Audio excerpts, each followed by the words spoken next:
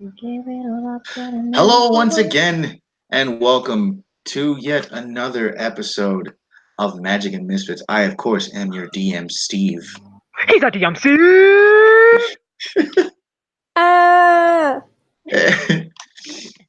And tonight is a bittersweet episode of Magic and Misfits because, as I mentioned last time, uh, Google Hangouts on Air is going offline on August 1st, which is this Thursday. So, unfortunately, this will be our last broadcasted episode. But until the end of this episode, we're here to have fun. We're here to play some D&D for you guys, the fans.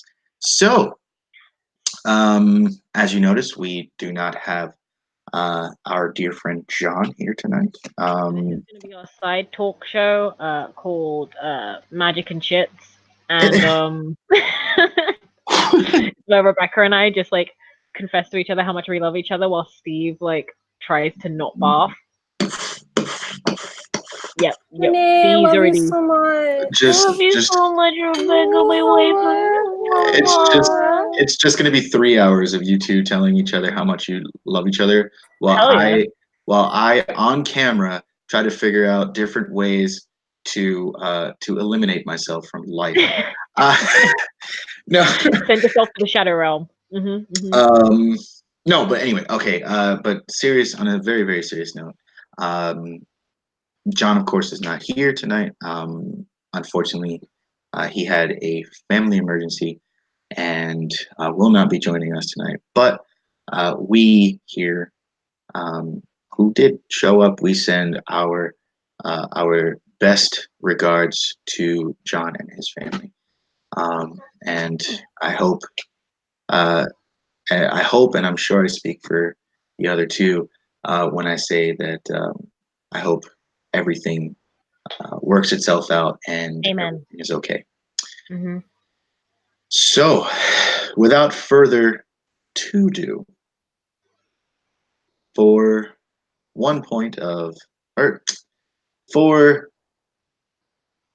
some points of inspiration, what happened last time on Magic and Mystery? Celeste fucking killed a man. Wait, what? Celeste fucking killed a man. Yes, that is All right. very, very true. Yeah, Celeste fucking shot a dude in the head like a motherfucking gangster. Point blank, I might add. Point blank, I might add. Yeah. And so Kane disposed of the body. Oh god, yeah. Kane is good with disposing of bodies when having the right tools, but having no shovel and having to use a crowbar to dig up the earth. Yeah, that you can imagine how well that went. And so yeah, we got rid of the body and we had talks about taking the something lions, the squad, the ship, the crew. Yeah, the silver lions. Yeah, the Silver Lions. We were going to follow them back to Ilfrey. Yep. Yeah, we were going to follow them back to Ilfrey because they were going to set off there, and Kane wanted to send a letter from Ilfrey anyways. And there were debates in the group about splitting up, but we stayed together until we got to Ilfrey, and then we went to our little tavern, and Kane got a letter from her old the ship her fucking mentor basically on one of the very first ships that she ever sailed with, and he basically Jidge, that's his name, he left behind some gifts and was basically like, I miss you, bean sprout. And she was like, fucking whatever, man. It's not like I fucking care about you or anything. And deep down though. Deep down. deep down. This woman is in denial. And yeah, and then a whole bunch of craziness happened. Celeste the Tabaxi, leader of the Silver Lions, was like, "Hey, we're gonna be setting sail and taking the boy and his parents to like this island, and it's kind of on the way to where you guys are going. So like, do you want to come? Maybe technically." And then Kane was like, "Dear Lord, no." And Celeste was like, "We're gonna be seamen." And Uh-huh. and then we proceeded to wonder why the young Babu is screaming the word semen in the pub. And Multiple times. then Kane kind of opened up about possibly leaving, and Celeste got really upset because Gardain led her astray and told her that Kane was staying. And so Celeste went upstairs, and then Blaze was there. Blaze the cat. Blaze climbed up the outside of the tavern. The tavern, and basically was knocking at her window like, "Do you want to build a snowman?" But instead they just jumped on the bed. And then Kane decided to get drunk and find herself a conquest. Because she was just too stressed and tired, and managed to find herself a pretty lady, and they did the shebang. Mm-hmm. And I think we left off there. Yeah. And I think I had you roll a performance check. Maybe. Yeah, and I got a nat 20. Nat 20 for that performance check. Yeah, girl, I'm gonna blow your mind. And also other parts of your body. Woo! Oh my god. Because that's how sex works, right? You like tittle the piddle, and then it's like, Isn't oh my it? god! Isn't it funny though that battling monsters, maybe an 18, the yeah. occasional critical hit, negotiating with a shopkeep, to get a better price. You might get a nat 20, maybe, but Maybe. Yeah. but they're few and far between. But why is it when your DM tells you, and please, any other D&D players out there who just so happen to be watching this tonight or whenever you watch this, please comment below and let me know if your DM has ever asked you to roll a performance check on how well you please the ladies or gentlemen. How many times does it come out as a nat 20? Because in this group in particular, maybe not in this game, but in this group in particular, that is 2 nat 20s for a performance check. Like, and those are the only rolls that have ever been done for that particular check. And they were both nat 20s in different games. Come on. Like, and then in other games, it's usually a nat 20 as well. Like, maybe you can't roll a nat 20 for anything else. Maybe it's just the universe telling me that I have potential. Okay? Maybe it's the universe being like, girl, you have potential. I'm joking. No. It makes sense for Kane because she's had sex with a lot of people, so. I just raised my hand like you guys can see me. Can I make a performance check to please my waifu with little innocent kisses? Yes. Yeah! Ow. Ow. I'm gonna have to 18? put a Yes, I love the kisses so much. I love you, waifu, so much. Mwah, mwah, All right, so I'm gonna have to put a warning on the Warning, in the loud description. noise. mwah. But all right, without further ado, let's get started. Do you know what I forgot? I had everything prepared and I forgot my dice. Give me a second. Oh, of course. Yeah. All No, right. no, no, no. I'm fully ready. All right. Okay. So the night before, as mentioned before, the night before there was a lot of beds creaking, some for one reason, another bed for a different reason. You mean beds creak when you're not jumping on them? What? What else can do that? I have no clue. I mean, that bed Yeah. was definitely bouncing for some reason, but um, but the the next morning, Celeste, you wake up, uh, and you hear a low kind of like growl snore coming from the foot of your bed. Would Celeste be smart enough to know that's Blaze? Well, yeah, I mean, you're just waking up, so it might take you a few seconds to kind of like register it. But yeah, you definitely know that that you got your wish because nobody ended up coming and checking on you. So you guys definitely had your sleepover. Hell Um, yeah. and if you like peek over the bed, he's curled up in a ball on the floor at the foot of your bed. Um, and yeah, what do you want to do?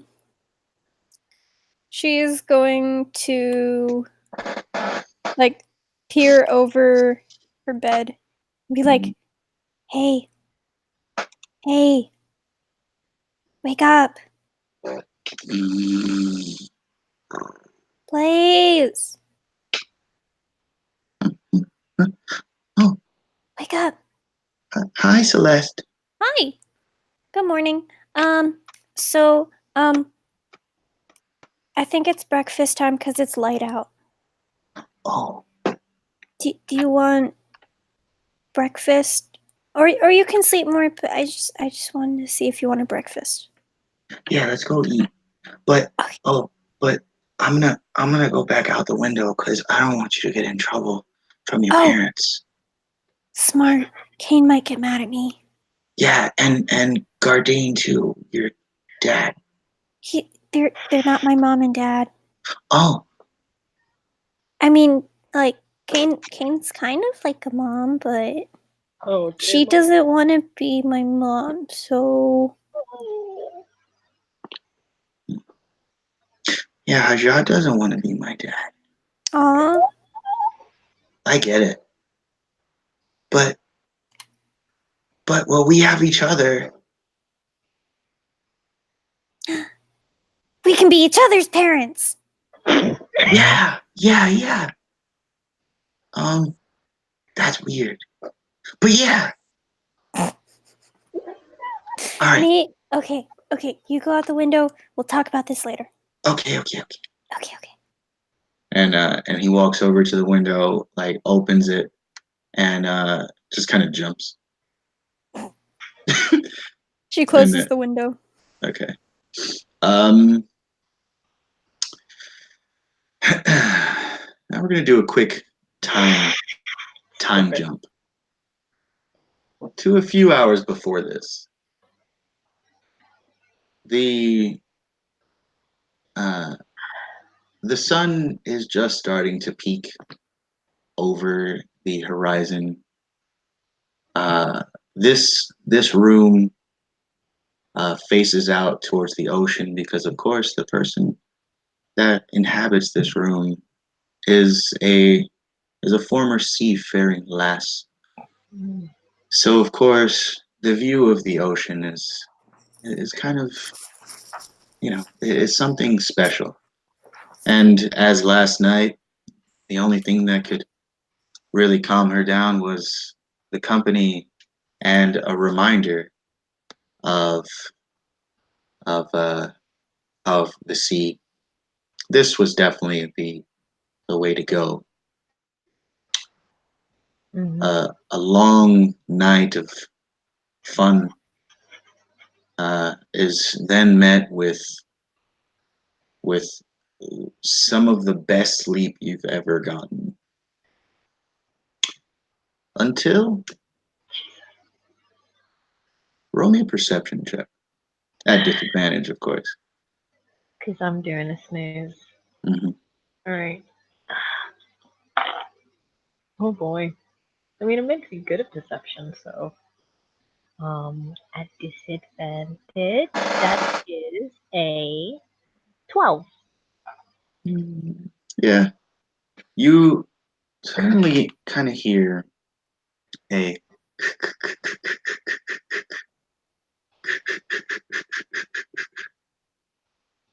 Fuck is that? Can she like open her eyes and look towards the sound? yep. What does she see? As you open your eyes, do you like rub your eyes in any way, or like as you're Yeah, she waking up? just kind of like rubs one of her eyes and When you do that, your hand kind of is a bit wet on your face.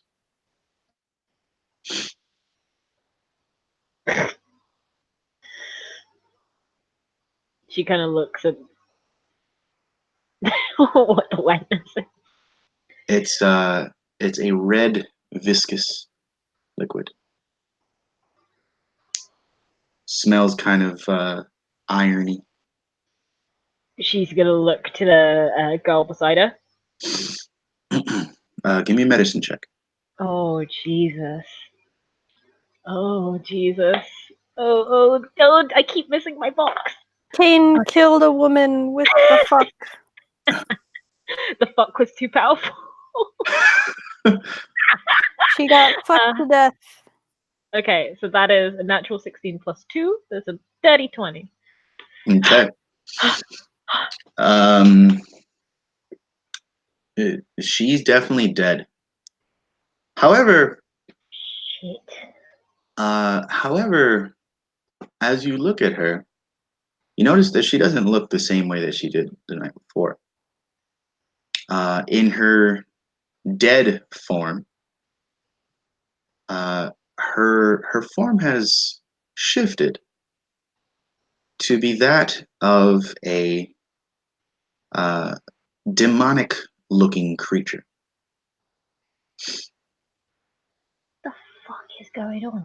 You Does still she? hear you still hear from the other side of the room. She's gonna look towards the sound like really quickly. You see a familiar form sitting on top of your bureau, filing his nails. Oh, you're finally awake. Odin, Hello, always love. a fucking pleasure. Hmm. Is this your work? Clearly, the pleasure was yours. Hmm. You Hmm? didn't answer my question. Oh, yes. This was my work. You're welcome, by the way. They usually kill when they're having fun. This one seemed to have wanted to wait. You noticed that she didn't kiss you last night, didn't she? Didn't she? Yeah, but I thought, some people just maybe that's too intimate for them. Hmm. They want to get straight to the fucking. To be Hmm. honest, I wasn't really thinking. Well, I think it had a lot to do with with the fun that you gave her. By the way, uh, this this file is kind of wet. Can I use your clothes to dry it off? It was fun stabbing with something so small. You couldn't have kept it a little bit cleaner? Hmm. Listen, I'm the god of murder and torture. Why would I want to kill someone cleanly and slowly? I mean, quickly. I wanted her to feel every last stab that I gave her, especially considering that she wanted to hurt someone so precious as yourself. What do you even know about me, Bodum? You think I'm just some sexy piece of arse that you spotted on the mountainside and decided to shack up with? Hmm. I mean, that has something to do with it. Of course. But no. See, I've always had a affinity for your species. She kind of grinds her teeth at that. Something about the wings just makes me shiver all over. Look at you, don't you have a kink? Hmm. Didn't know Wouldn't you you like played to that know? way. So, it's been a while since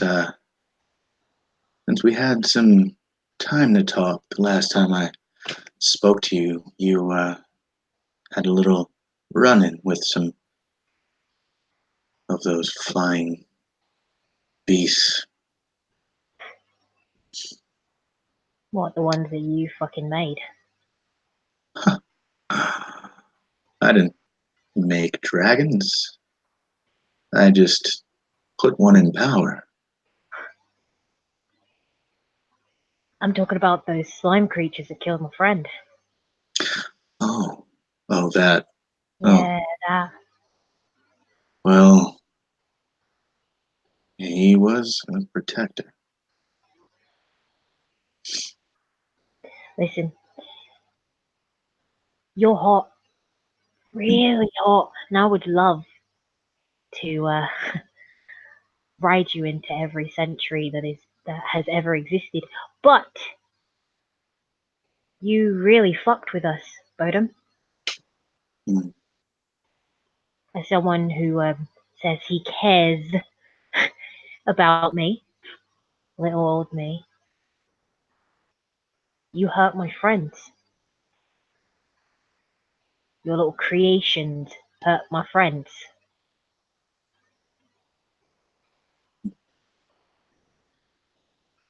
So what's the real game plan here? I mean, last time we spoke, you mentioned me marrying you, Mhm. being with you. Are you actually being for real? Being like me comes with a lot of power. Power that someone like me can't handle all by himself. I want to share it. There are things about you that, well, I enjoy. I don't know if you know this, but I wasn't always the god of murder and torture. Death was my game for a very, very long time. But I was thrown to the side. I, of course, now seek redemption. The reason why I want the sword. But, see, you show me something. You and your friends have a level of power that I haven't seen before. But you are just. I want to give you the power. I want to give you a chance to live forever by my side. You Why do can, you think I want power? well, isn't isn't your island where it is because of lack of power? Don't the people on your island deserve the protection of something bigger, something more, someone more? You think it's me? That I'm some kind of savior to people? You're only as evil or as bad as people make you out to be. Take it from me. I I wasn't bad. I just did my job. And then I was, like I said, cast to the side. You were doing what you had to do. Yeah. And of course, part of being the god of death is accepting those who die no matter what, no matter how they died. But the one thing that always kind of stood out to me, the most brutal of deaths, were those who were murdered and tortured. I took responsibility over those, not because I enjoy murder and torture, even though I really, really enjoy murder and torture, Alright, I get it. but because those innocents, the people who don't deserve to die, people who don't deserve to be slowly slaughtered, tortured beyond imaginable uh, things, those are the ones that I look out for. I'm evil because murder and torture are bad. People look at murder and torture and think, well, he represents that, so that's how I am going to think about him, but I had my reasons. You say that you watch over, or at least that you see every soul that's been murdered, tortured, right? Yeah.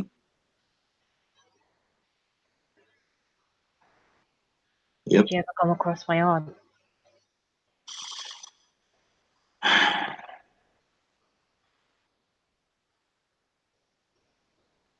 Yeah.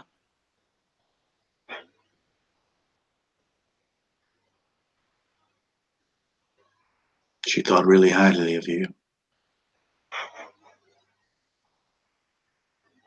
Yeah, her daughter wouldn't like to hear that. Mm. What did she say? The same thing that everyone who has known you or the rest of your party has said for the most part. Just make sure she's all right.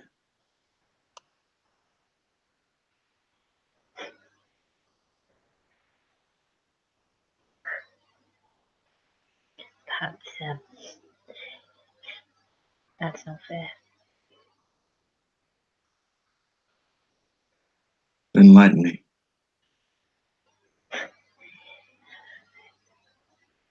She's fucking dead, and she left her husband behind. I mean, obviously it wasn't her fault they fucking killed her. She left her husband behind, and she was leaving her daughter behind. And the family just went from being poor to poorer. And the only thing that she says before passing on is making sure I'm okay. I mean,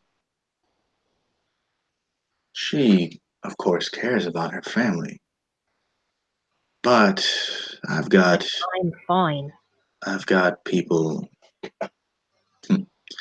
I've got people who care for them, for her. You, on the other hand, were my project, if you will. Project. Hmm. Enlighten me. Well, it it was curious to me to hear that someone so loved,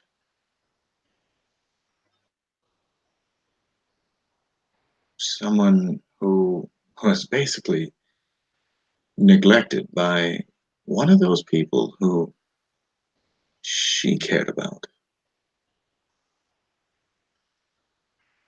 She cared so much to make sure that one name was mentioned several times. Your name.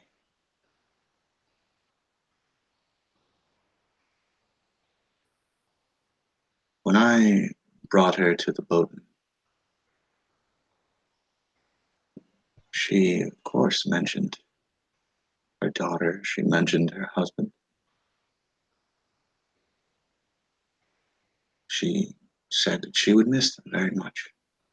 Like any anyone who had just died leaving behind a family would.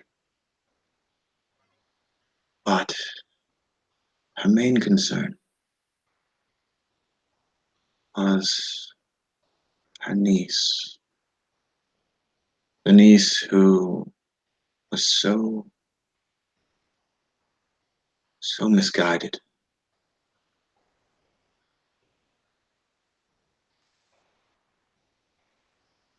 She she thought that her niece needed some extra looking out for. At first I was confused. Why me? Why would you ask me for this? I've placed things in motion that would make her and her party hate me. But she looked at me in my eyes the same way that I'm looking at you in yours, and told me, as I'm telling you now, you're not the bad person that you think you are. You just have some issues that you need working on.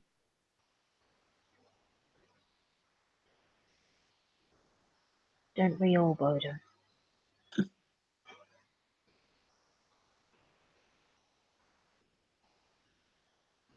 I'm afraid to say I don't see what she saw in me. I thought so too. I had those same thoughts about myself, wondering what it could possibly be. I had never had anyone look at me with such caring. I had only ever been looked at it with fear. I, for a very long time, used that to my advantage. I chose a way of chaos, a way of just pure evil for a very long time.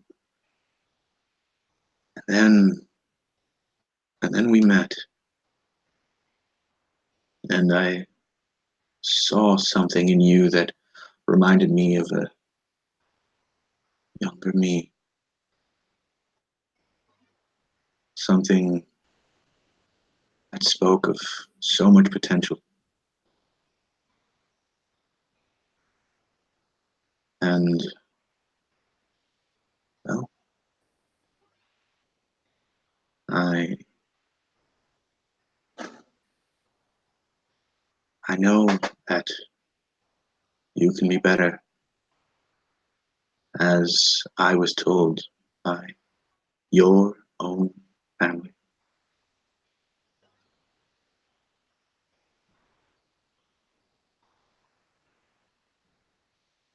Kind of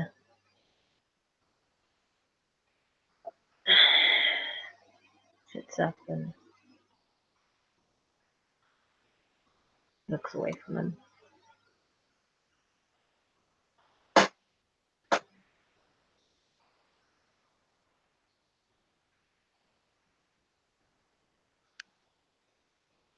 I don't get it. What don't you understand? Why you care? Hmm. Why she cared? I mean, my family's lovely. I'm not gonna fucking discredit them that.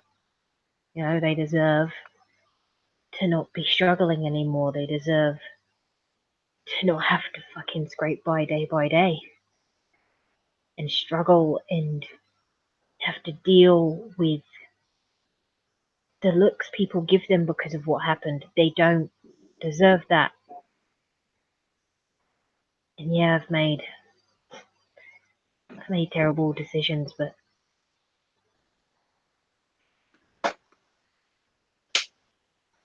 I'm not gonna feel guilty about them. They're done. What's done is done. And if I have to pay retribution for that, then I will. But I don't plan on changing. Changing doesn't solve anything. I've seen people try and change, and the world catches up with them. That's reality. There's no changing, and suddenly the world thinks you're a ray of sunshine. That the world thinks you're different. No, no, no, no. The world will always remember your mistakes, and the world will always remember when you trip up and when you fail, and when you fail again and again and again until the point where you wonder why you even try getting back up. So tell me, Bowden, why do you try and get back up? I came to a point a very long time ago where I realized who cares what people think. That's why I eventually decided to embrace the the view of the people. They they think of me as evil, so I give them exactly that. But do I care how they view me anymore? No. For a very long time, I found it fun, and it is. It's very fun. I enjoy now watching people squirm.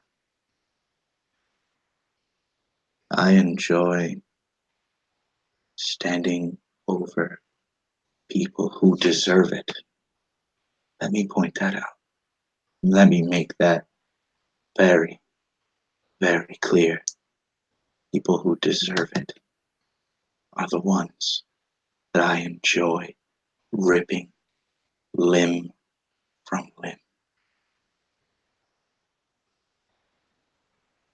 The other few days ago, a soul came by me with a bolt sticking out of his forehead. Ethereal, of course, but a bolt nonetheless.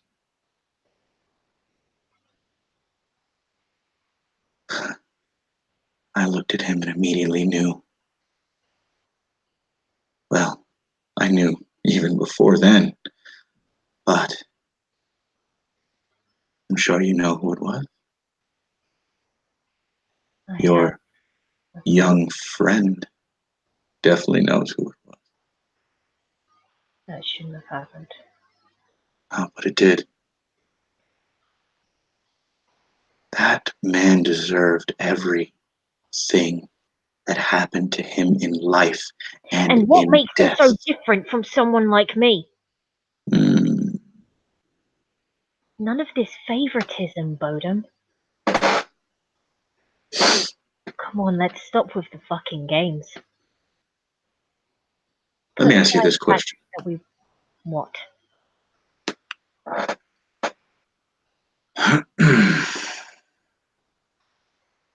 How do you feel about Celeste? What's that supposed to mean? How do you feel about her? Do you care about her? I mean,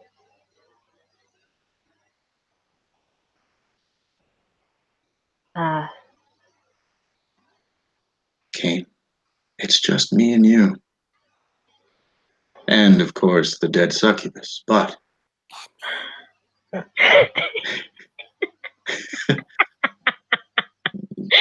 sorry. but in this room, it's just you and I. Do you care about Celeste? No,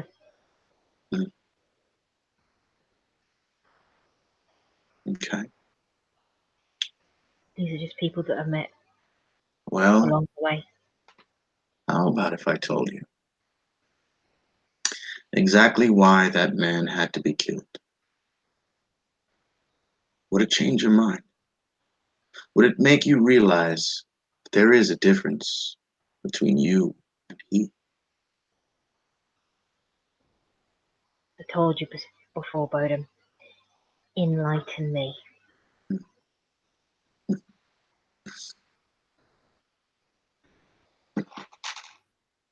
Many years ago, about 30 some odd years, when Celeste was still just a baby, learning to walk and already saying her first words, she, well, no, her family had a visitor, a young girl, Carlos Salvatore. Now, her family, of course, being a very old family, the founders of Kiram, they could not be pushed by a mere human.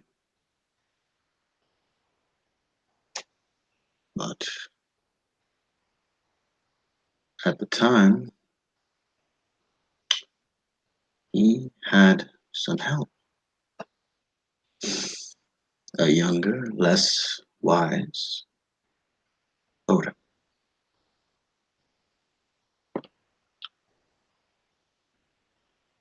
You.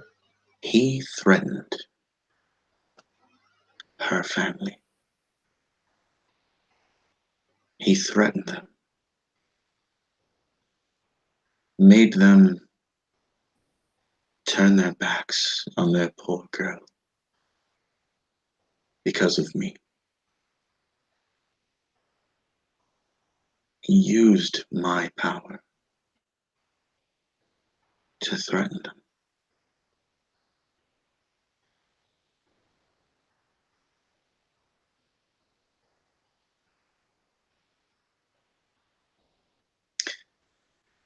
That man,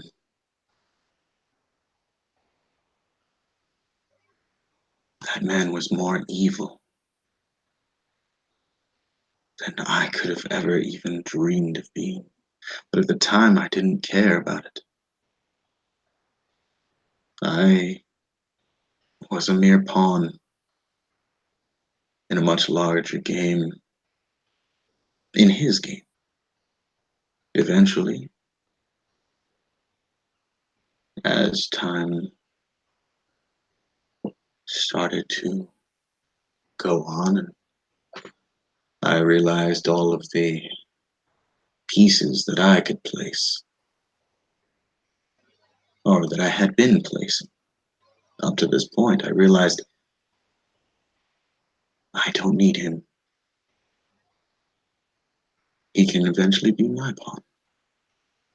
But his evil began to grow. More and more power he wanted.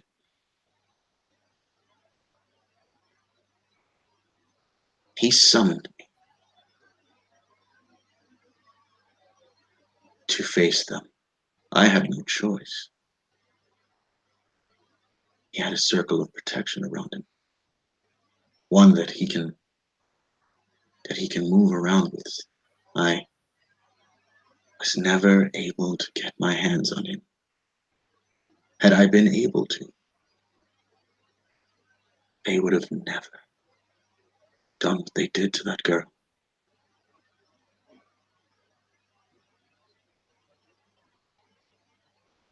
But unfortunately, as I said, didn't have a choice. Yes, master, no, master.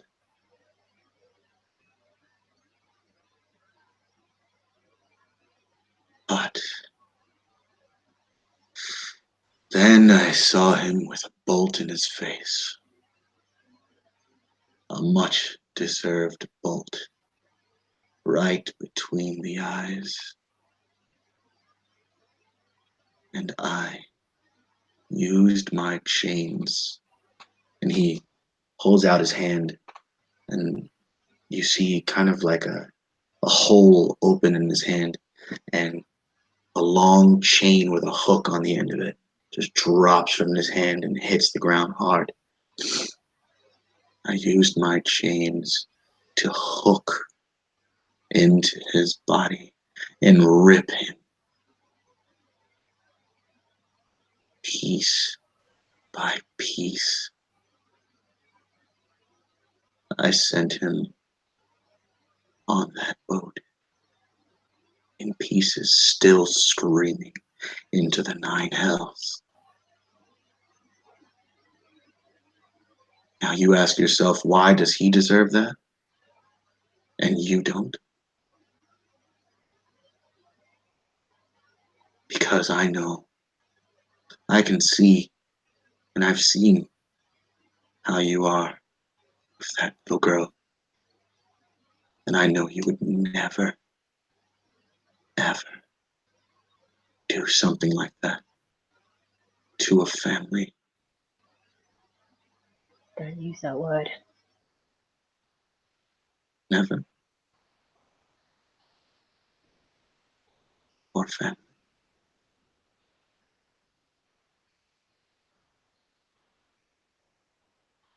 Family.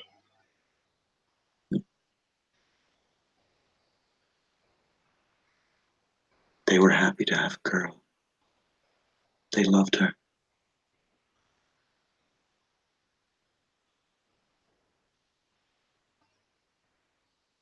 It's the only way to describe them at that time, anyway.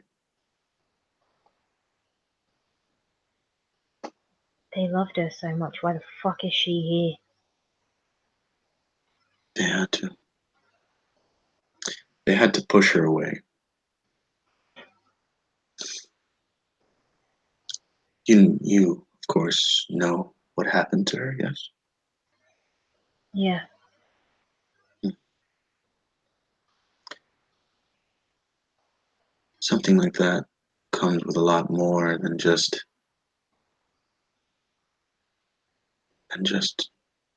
selling your soul. Something like that. There's power in eye contact. The only way for them to truly continue to care for her was by pushing her away.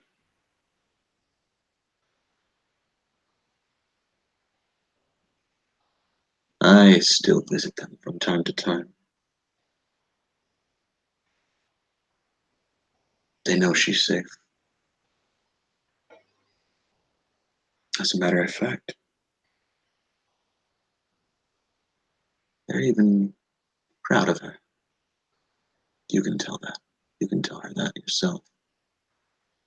I don't I'm think she's very happy with me at the moment.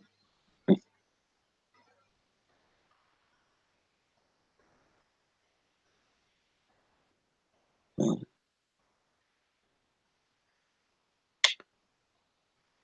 Well,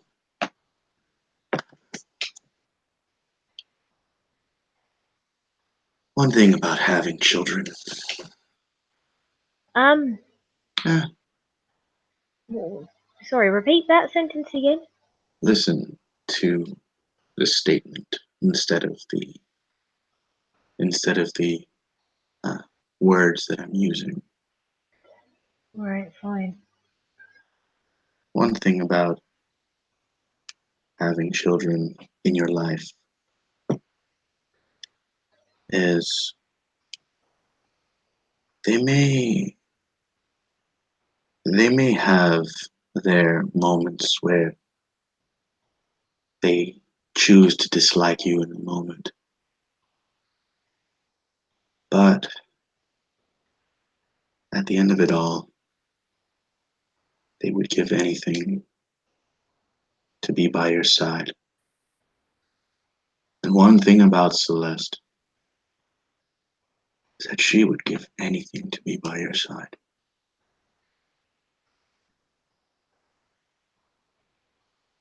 Whether she's upset with you or not, she needs a family. You and Gardain right now are family that she really needs.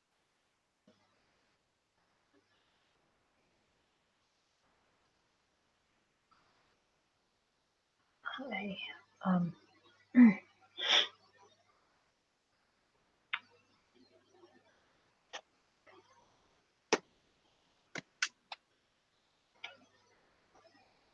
doesn't seem like the wisest decision, me being around her.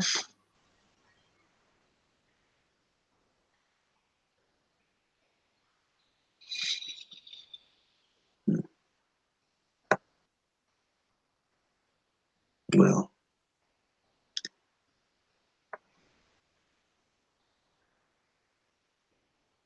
you've lived your life, Kane. You understand what this world is. She's still young. She's still very impressionable. I say, you teach her what's best. Who knows? Maybe take her home. I mean, let's be honest.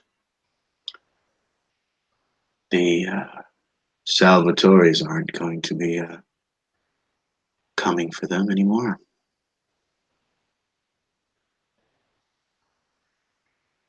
The only thing that must be taken care of that unfortunately I can't do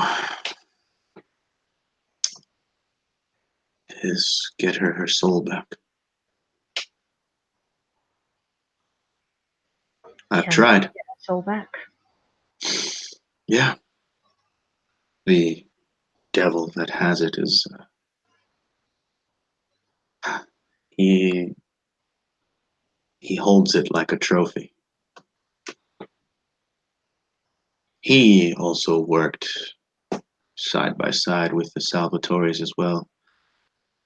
That's why he answered her so quickly.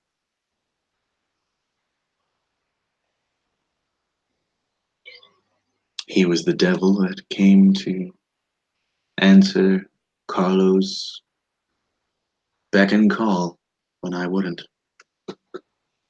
So, naturally, he enjoys every second of holding on to her soul so that when the time comes, he can take it for himself. Take her body, her soul, and, well,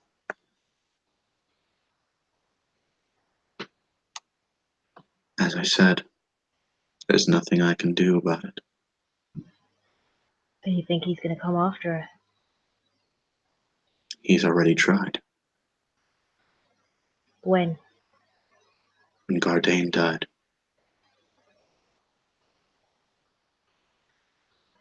Haven't you seen uh, the the hourglass that Gardain holds?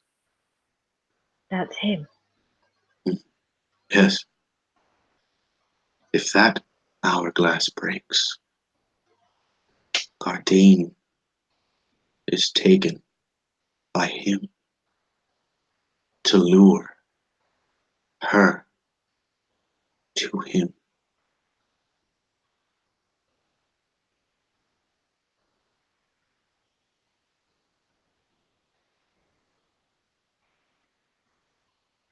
Seems like everybody's life's fucked up.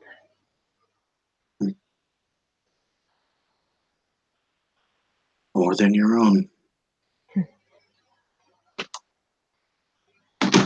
Yeah. Now that I think about it, I just got to deal with people that are like me. These guys have to deal with, well, things that are more in your territory, don't you think?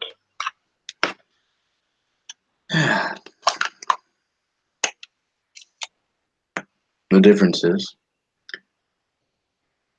if I step into the Nine Hells any further than Purgatory,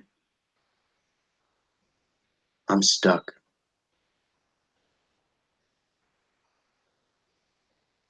You're not allowed in? Huh, I'm not allowed out. Ah,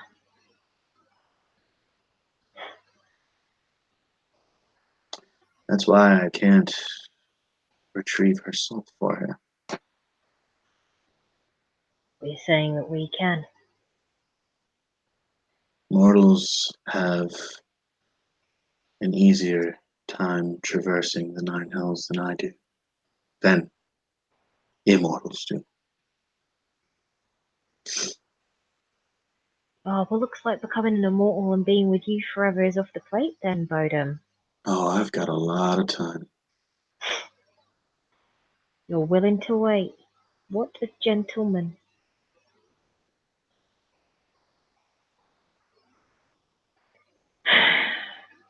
Alright. Gotta go check on the brat. She's sleeping. She's safe. Blaze is in there with her. What? He's on the floor. Yeah, Don't you worry. better be. Those two are good friends. They enjoy each other's company. Glad she's making friends. You should be too. I hear Hajad has an affinity for you. He He has mutual respect for your craft and the way you carry yourself. I could say the same thing for him. As most people say they like me until their pockets are slightly lighter. Well, don't you didn't hear this from me. I think he was thinking of offering you a spot on his crew. Yeah,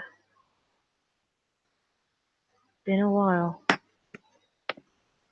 Don't get me wrong, I love the sea. There's nothing better than being on the sea. Just the endless expanse of ocean and water and unknown depths at every turn and corner. But it's been a while. Didn't think spending this time away from the sea would leave me feeling like this.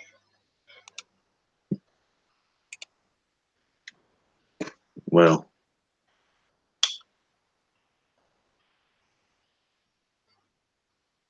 I think you should think about it. Yeah, see, I was doing my thinking, but I wasn't really doing my thinking because I was fucking this chick, and she's gonna like poke the body of the succubus. Uh, and now she's dead. And you know, I really see, Bodum, this is why communication is a really big thing, because if she really was wanting to kill me, I could have gotten one more lay, just like one more. He just raises his eyebrows and looks at you. What? I'm the type Well, of gal that likes opportunity. I could have handled myself. she was about to give you a kiss of death as I walked in here. I mean, we can ignore that part. Other than that, I can handle myself.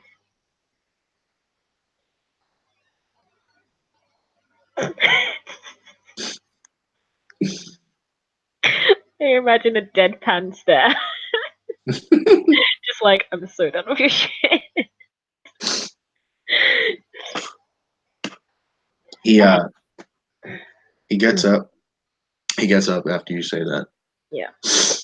Walks over to you. Assuming you're still stark naked. Yep. He walks over to you. Uh, touches your arm, casting prestidigitation. I had to clean up the blood. Yeah. I like to imagine she noticed it and then didn't like wipe it off entirely. Yeah. Yeah. So now your entire arm, and like face and everything that like had blood on it, is now like clean. He goes to the other side of the bed where the body is, touches the bed, all the blood is gone. Um, and then he picks up the body and he looks at like he like slings it over his shoulder. Um, he looks at you and says, "Don't don't pass up on it opportunities to prove to those around you and to yourself that you can change. Until we meet again." Bodum, wait. Hmm? um. Uh. Yeah. You know. Thanks.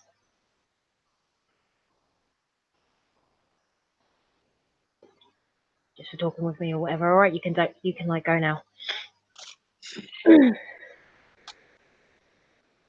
Before I do go, I think you need to reconsider that answer about Celeste.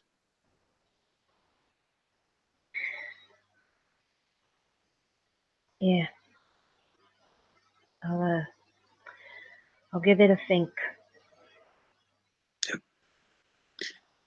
And he like winks at you, blows you a kiss, and then disappears. With the body, or does the body just fall to the ground? No, with the body. Oh, damn. He just picks it up and just like, bye, bitch, and like drops it on the ground. Hey, Kane. You hear a little knock on the door. Now this is now when you hear the knock on the door, the sun has now gone up. It's now been a few hours. In the time since he disappeared, right? We'll say it was probably about 2 hours. Okay. What did you do?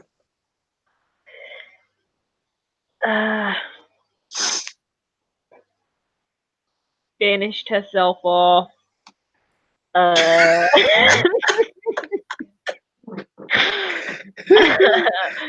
Made sure that like everything was okay with like just in case he missed a spot. Just super paranoid because like waking up to a dead body is not on the manuscript for today. And I think she would just be. What are you opening? Can I have some? It's actually a Puerto Rican lollipop. Oh. Yeah. Oh, you sound so sad, waifu. Because I really want something to eat.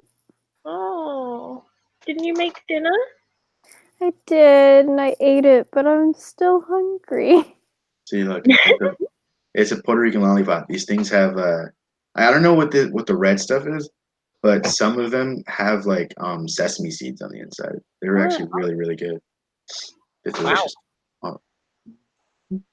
But yeah, she be writing in like her journal and then just kind of laying there thinking. Did you get dressed? No. Knock, knock, knock. Who is it? Hi, Kane. It's breakfast time. That's all. And you hear like little feet walk away. Wait, Celeste. Okay. You hear them come back. Are you okay? Yeah.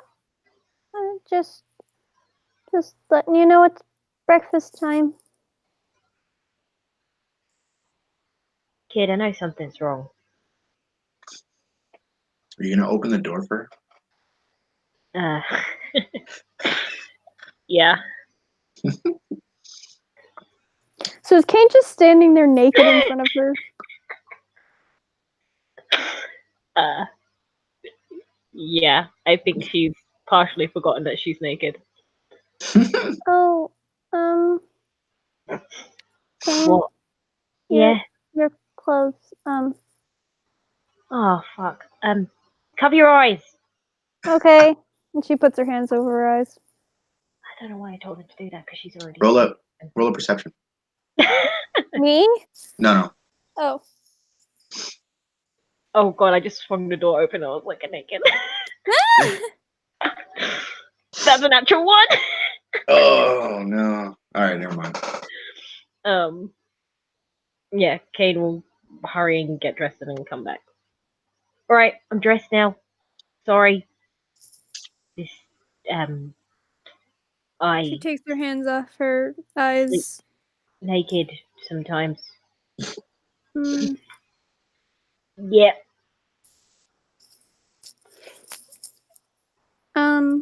Well, I was just gonna go get some breakfast. Can I insight check Celeste? Sure. Here's a check.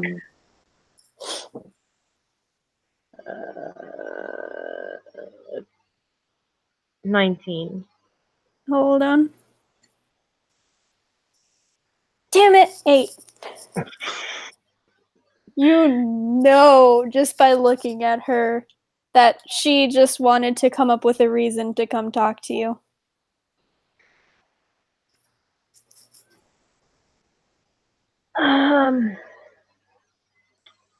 Let's go get breakfast together. Yeah, Mm-hmm. I smell bacon. that's good. Bacon's always a good sign. Mm-hmm. It's the start of a great day. And Yeah. she kind of like goes back out to the hallway and down the stairs and out to eat breakfast. Oh boy. Yeah, Kane will follow. Okay. Like double checking as she closes the door whether she sees Bodum there. Roll, No, a- she doesn't see him roll there. another. Roll another perception. Or the Oh, dead yeah. body. Yeah, he like dumps it back. Here's a present. Have fun. 14. You see the bloody nail file. She's gonna pick that up and just tuck it somewhere in her clothing so that no one finds it. Okay. Yeah, sure. She's gonna come down for breakfast with Celeste, and I'm guessing Blaze. Blaze went out the window. Oh, he went by. Okay, cool. Yeah.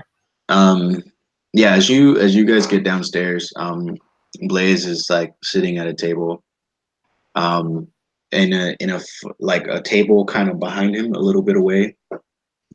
Is the Silver Lion crew. And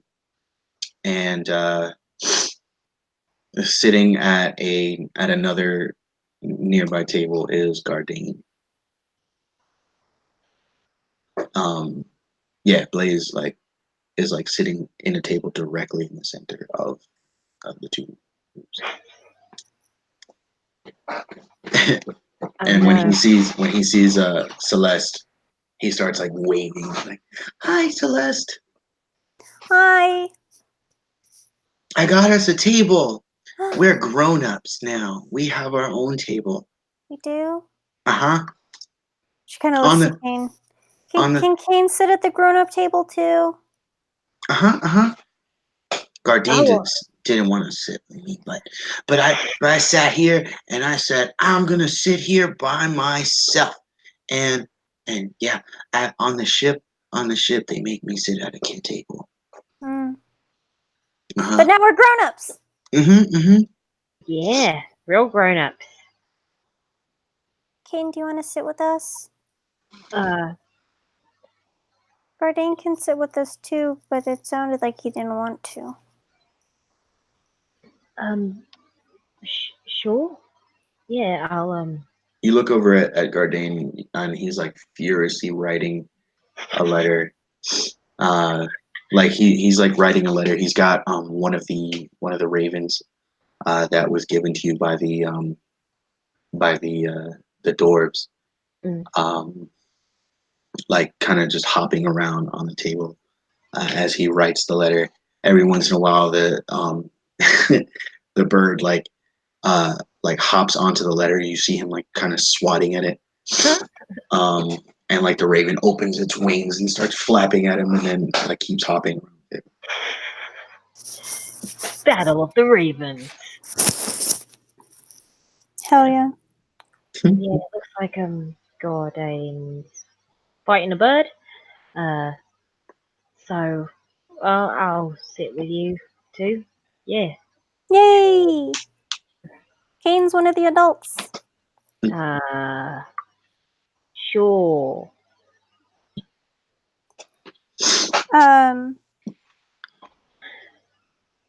Celeste What is do you gonna. do? Oh, go on. Celeste is just gonna sit down with Blaze, or kind of like near Blaze. Mm-hmm. Okay. Kane's watching Blaze. See if he tries anything. he like he just reaches out and grabs like a handful of bacon and like starts one by one eating a piece and like looking at the bacon, not looking up from his handful of bacon. It's my kind of man. You a man that just eats bacon, nothing else. So Celeste, did you have a good sleep last night? Good dreams and everything. That's good. We were jumping on the bed. Blaze. Oh, remember. There was people jumping on the bed in another room. Right. Yes. Well, Damn, that sounded like it hurt. No, it didn't. That was a face palm, though.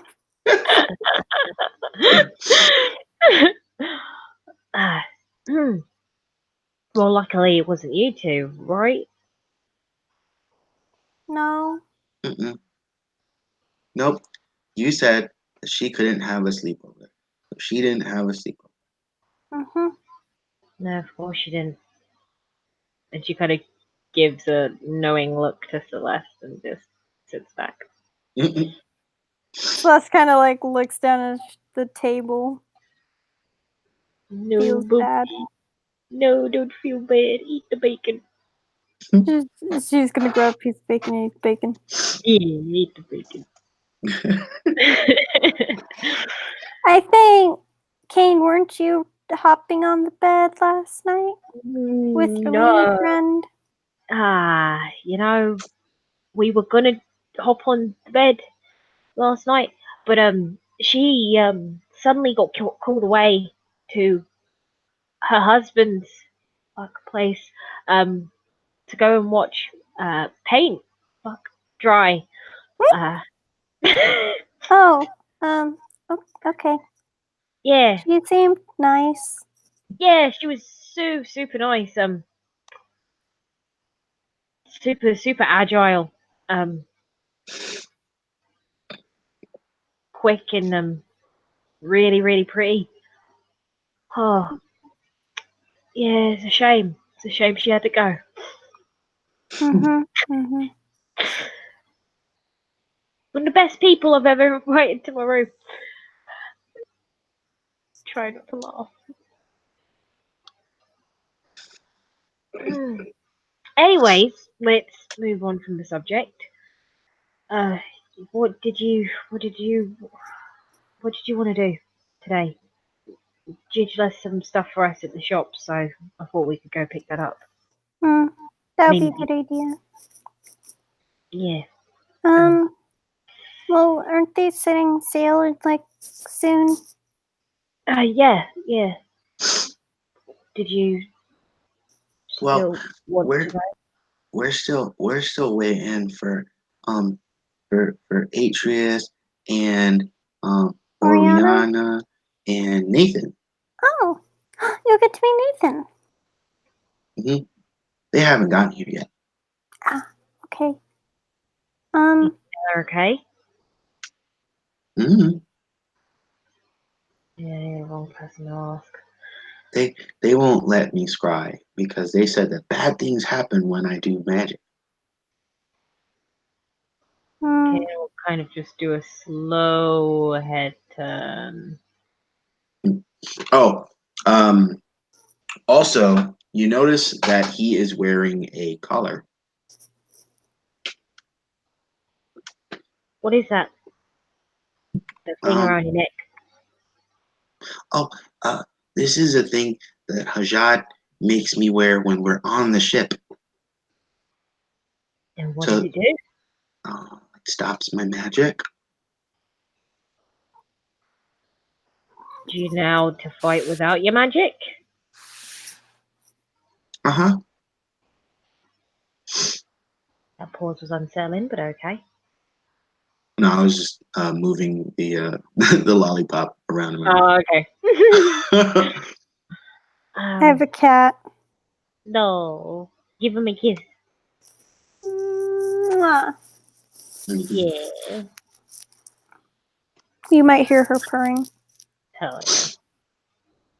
We can just imagine it's Blaze. Yeah. um, alright, so you have a collar that stops your magic. What kind of bad things happen when you do magic? um, let's see. Oh, well, remember when we were fighting that guy in the building? Um, and I did a magic. Well, now I can drink and drink and drink and never get drunk. Can you do that to someone else too? Can you like make that happen to someone else? The drinking thing, I mean. I don't know.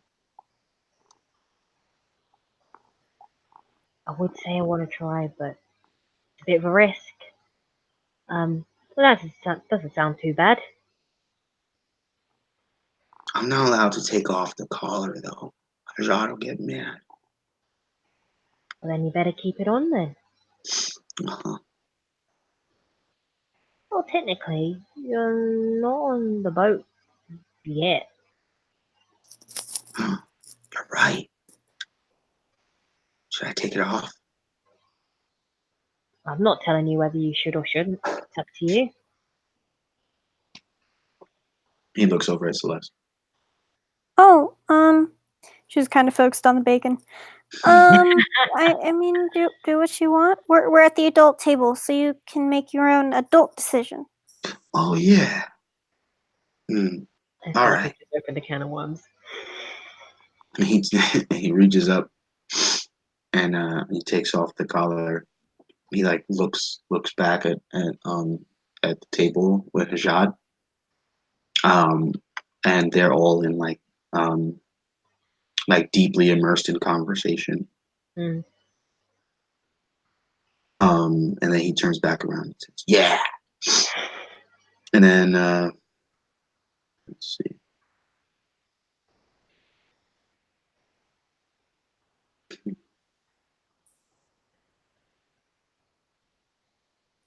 And then he says, "So, um, hmm, I think just in case, we should go outside." Go outside for what? Well, because didn't you say that you wanted to see if I can do the drinking thing for you? Oh, yeah. Um, sure. Celeste, you coming? Mm-hmm. She grabs a piece of bacon and stands up. And Gardane like puts the finishing touches on the letter. He rolls it up and then like kind of ties like a ribbon around it, and then picks up the raven and he comes up to you guys and says, "You going outside?" Yeah. Uh, Blaze is gonna do some fancy stuff. Oh, oh, all right, let's go. And so Blaze like kind of leads the way out. Mm-hmm. Ajad looks up as you guys are walking out, and then goes back to his conversation. Famous last words. And as you guys get outside, Gardane like lets the raven go, and it like kind of flies up in the air towards the ocean, and then makes like a hard turn and goes back towards the mountains. Mm. And then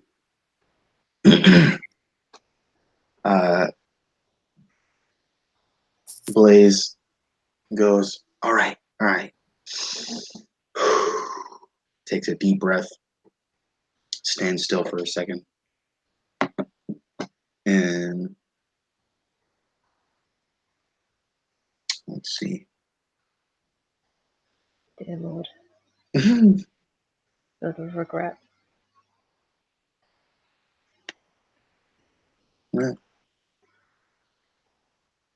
We'll cast.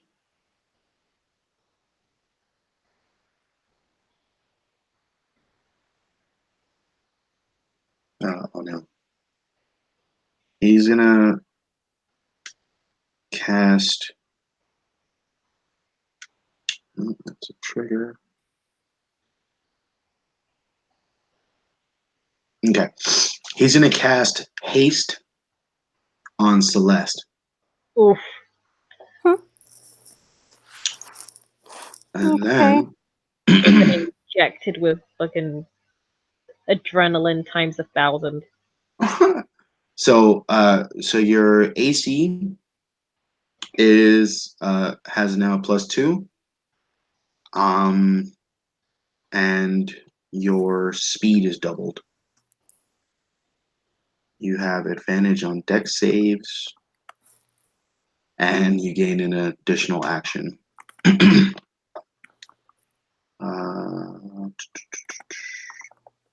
Yeah. Okay. All right. So he stands there for a second, kind of concentrating on the spell, and then like after he casts haste, like you see this kind of flicker. Oh dear. And let's see. Yeah, so spaghetti, spaghetti. Whose idea was this?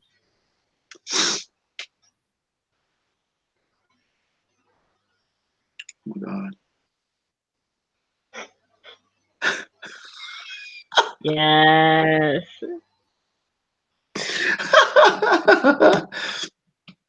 Oh no. Ground zero fireball. Ground zero fireball. Oh god. Um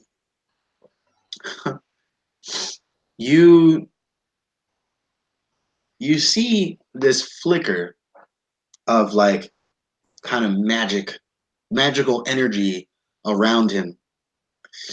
Uh he starts to kind of get concerned. Oh no.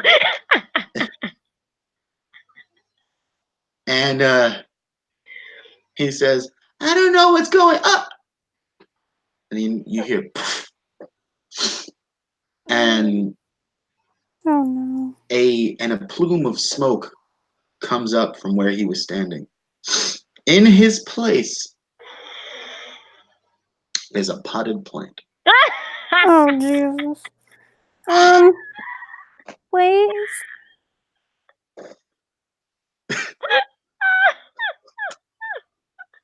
Jesus Christ. Holy fucking shit. Wait, Celeste, did you fucking see that? He just. Is that really him? And she's gonna like. She's gonna go up to the potted plant and just lift it up. And just shake it a bit. No fucking way. Should we get Gardain? Alright, so if he's a potted plant, right? Does a potted plant bleed? Like, is he Don't- still in there?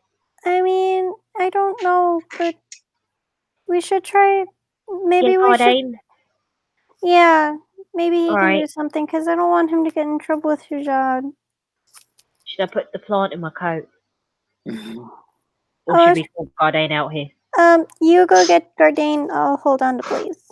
And she picks up the potted plant and starts, like, protecting it. Damn it. You're not putting him in your coat. I wanted to see if a potted plant could bleed! Right, go get Gardain. Gardain, we've got a situation.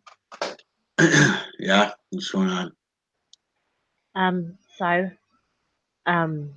Maybe come outside and I can it's fucking hilarious. It's absolutely hilarious, but Celeste's concerned, so I have to act like I'm concerned. Anyways, come outside. Okay.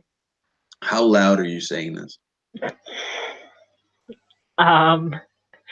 Is there Like, a did you? scale to how loud I can be? Okay. I feel like Like, did you Kane, go up to him, or did you just say it from the door? she would walk up to him. Okay. Mm-hmm. Dang it, I was kind of hoping you were saying it from the door. Looks like we've got a jingle jangle problem over here. Anna's going nuts! The planet's going nuts. Yeah, so she'll like kind of look over suspiciously to the group and then like talk to Gardain and then like lead him out. Okay. Yeah, he gets up and follows you. So once they're outside, she'll kind of continue. So Blaze was kind of like, oh yeah, did magic and like now I can drink things and not get drunk. And I was like, wow, what a fucking like good thing to have, right? Yeah. That Yeah, sounds see? So cool. Yeah. yeah. So then I was like, right, if you could do that to me, then I would fucking crush it when it came to bets. You know what I mean? Like I would never like pass out. I'd never lose my money. So then I was like, oh, can you do that for me? And then we took him outside and he was like taking off this collar thing and then he cast magic and then he kind of he kind of went poof and then he turned into a fucking plant. It's not funny, Kane. And you hear Oh no, he sees Celeste holding the. Sorry, Celeste. How rude of me. It's a very serious situation. He kind of like he goes to start laughing and then sees how concerned Celeste is. He kind of like gulps it down and like takes a deep breath. All right. When did this happen? Just like a little bit ago, maybe 2 minutes. Yeah. Oh. Well, it's been that long? I mean, I don't know how long it's taken them to kind of like get outside and stuff. Yeah, no, we'll say it soon. It's all right. Yeah. Oh, all right. He kind of like looks up at the sky. Looks back down at the plant. Um. Well, I think I've ever dealt with something like this before. And he bends down, and kind of look. Well, he actually doesn't need to bend down because you're taller than him. He goes up to the plant, starts kind of looking at it, like poking it, and then I'm gonna need. I was going to say I'm gonna need you both, but I'm gonna need you to roll a dex save, and I'll roll one for him. Me? Yeah. Okay. Don't I have advantage on dex saves now? Oh yeah, yes you do. Natural 20 for a 25. Nice. Nice. As you're holding it, you in your hands start to kind of feel it shake a little bit. Mhm. On its own, like the plant starts to kind of shake a bit. And right at the last minute, you kind of let it go and back up just enough with your hasted um, features. You oh shit, no, it's concentration. You actually wouldn't have had it. Oh, well, It was the other just number I got was a 23, so. Yeah. So either way, yeah. Story still stands, but yeah. Anyway, so you feel it kind of shaking in your hand, um, and you like step back just enough as as the potted plant poofs again, and and when the smoke like settles, uh, Gardane is on his back, and Blaze is on top of him. oh, look, he's back. Please! Oh, that was crazy. Are you Could you okay? bleed whilst you were still a plant? Oh my god. I don't know. God damn it! What's the point? We should probably not find out. Eh. And you should probably keep that collar on, if that's what happened. Yeah. Mm-hmm. Mm-hmm. Um, can you help me put my collar back on? Mm-hmm. And she helps him put it back on. And he kind of looks up at you and says, "Didn't you guys say something about going to the shops? Mm-hmm. Can I go with you?" Celeste looks to Kane. What? Can he come with us? Please. I mean, I'm not your parents. Of course you can come if you want. Yay!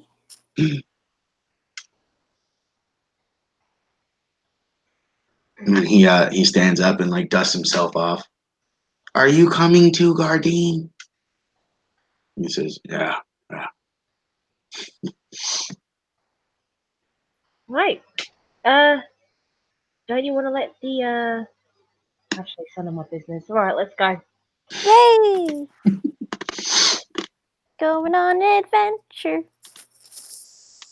We're going to the shop.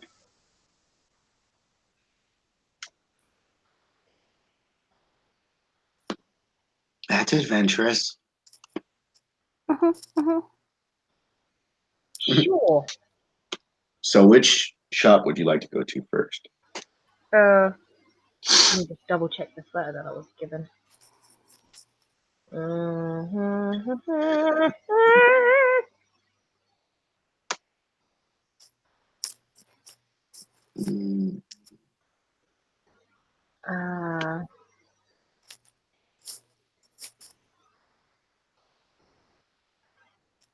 Oh, right. So we either go to the local smithy or the general store. I guess. Should go to the general store first. Yeah. General store is. Also, when we are on our way to the general store, what kind of area is it in? Is it like in a more like posh area, or is it in a like middle class area? Give me the different demographic, DM. well, the town of Ilfrey is a like farming town, so it's not gonna be like too, Too you know. diverse. Yeah, yeah, yeah. Mm-hmm. Alright. I'm keeping an eye out for someone who looks like they've got muns. Who's got what? Muns. Money. Oh, yes, yes. Money, money, money, money. So yeah, so you get to the general store, and the the door opens, boom, boom. And Little bell. and a small a small man comes to the counter. Not a halfling, but just a very small man. And he says, "Oh, hiya. What can I do for you?" Hi, a guy, real big, muscular, named Jidge, came by, dropped some stuff off for us. We're ready to pick her up. Yeah. Yeah. He said to look out for a party. He kind of like looks behind you. Yeah, we're missing a dragonborn. Don't worry about it. Oh. Yeah, he did mention the dragonborn. Um. All right. Well, he didn't necessarily drop anything off. He just gave us a bunch of money and said to have you guys pick out whatever it is that you might need to supply yourself with. And yeah, so uh, I guess go ahead. Yeah, that's the list. We got a tab. Ooh, Yeah. okay. Hmm. Hmm. I think this. She's gonna look around. What's like around in the shop? Just a bunch of like mundane items. So like basically everything that's in the like the list that has like ball The bearings and like Oh, like arrows and the equipment adventurous list. pack. Yeah. yeah. So like there's packs, there's rations, there's um things like that. Kane, you know what we need, right? I don't know. I mean, we're sailing. I'm not gonna really need much. Uh, do they have like clothing? Yeah. Yeah. Uh, it does get a bit chilly in some Hmm. nights. So you might want to wrap up, get some clothes that are warm. Okay. She goes over to the shopkeep.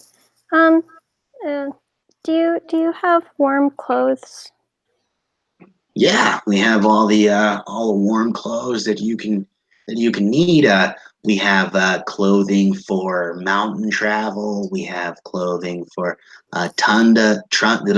tundra travel. Do Yeah, you have clothing for sea travel? yeah, of course. Well, let's see. And he goes over to a rack and starts kind of thumbing through all the clothes.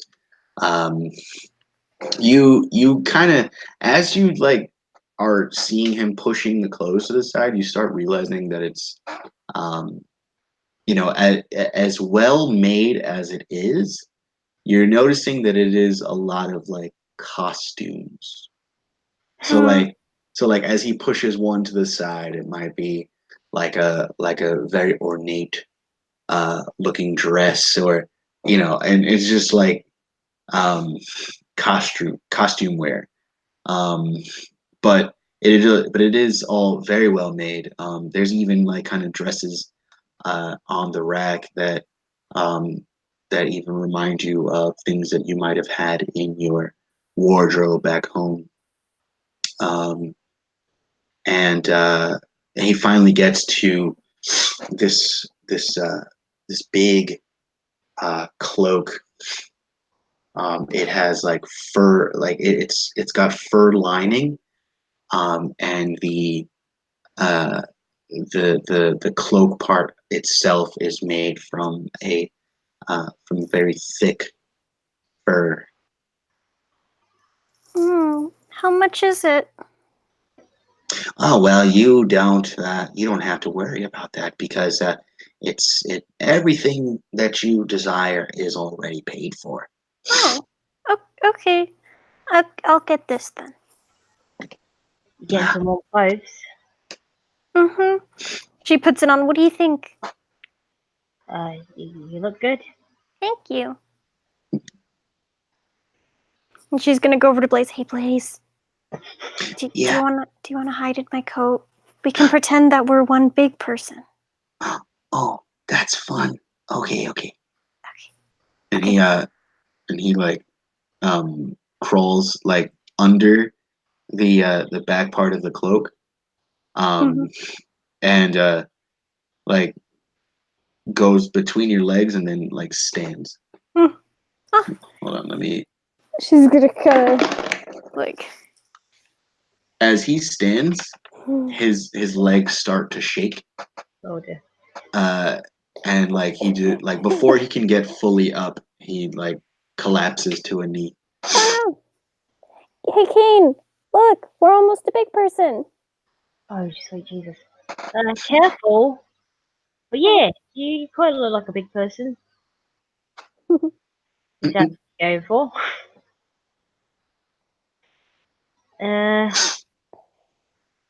I think I'll just take. Let's see. Give me a second, double checking what I have.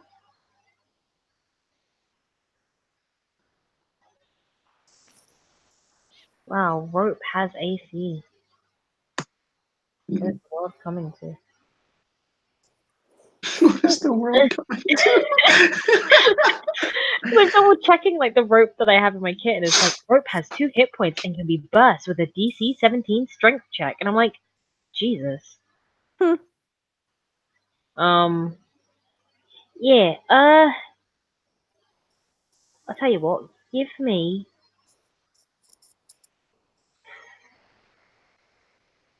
50 feet hempen rope, another 50 feet of silk rope, and some warm clothes, and I'll be good. Actually, fuck it. I don't need warm clothes. I've been on the sea before. Yeah, just that. All Oh, right. fuck. Hey, Blaze, do your crew, do they, are they okay for rations? You don't want to be left in the middle of the sea with no food. It's not fun.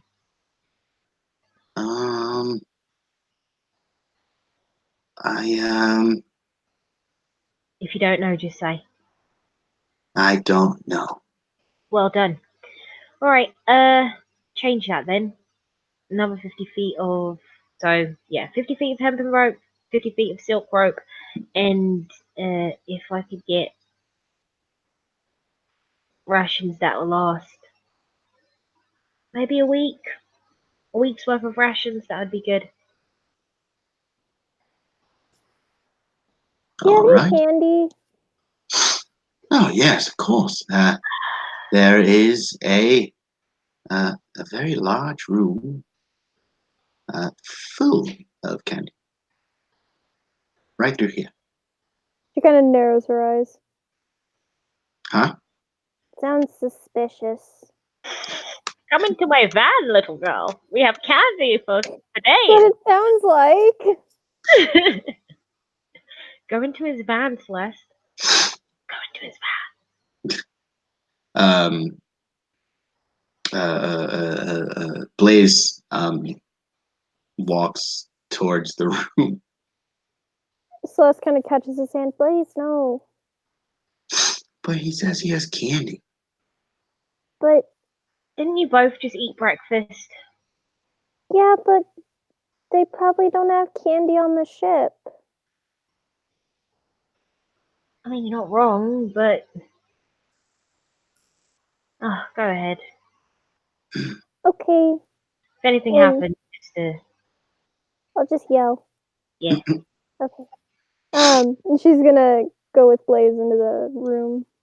Okay, you guys open, like go through the door, Mm-hmm. to the room, and it is like it looks, it looks like obviously not like the scene from Willy Wonka and the Chocolate Factory.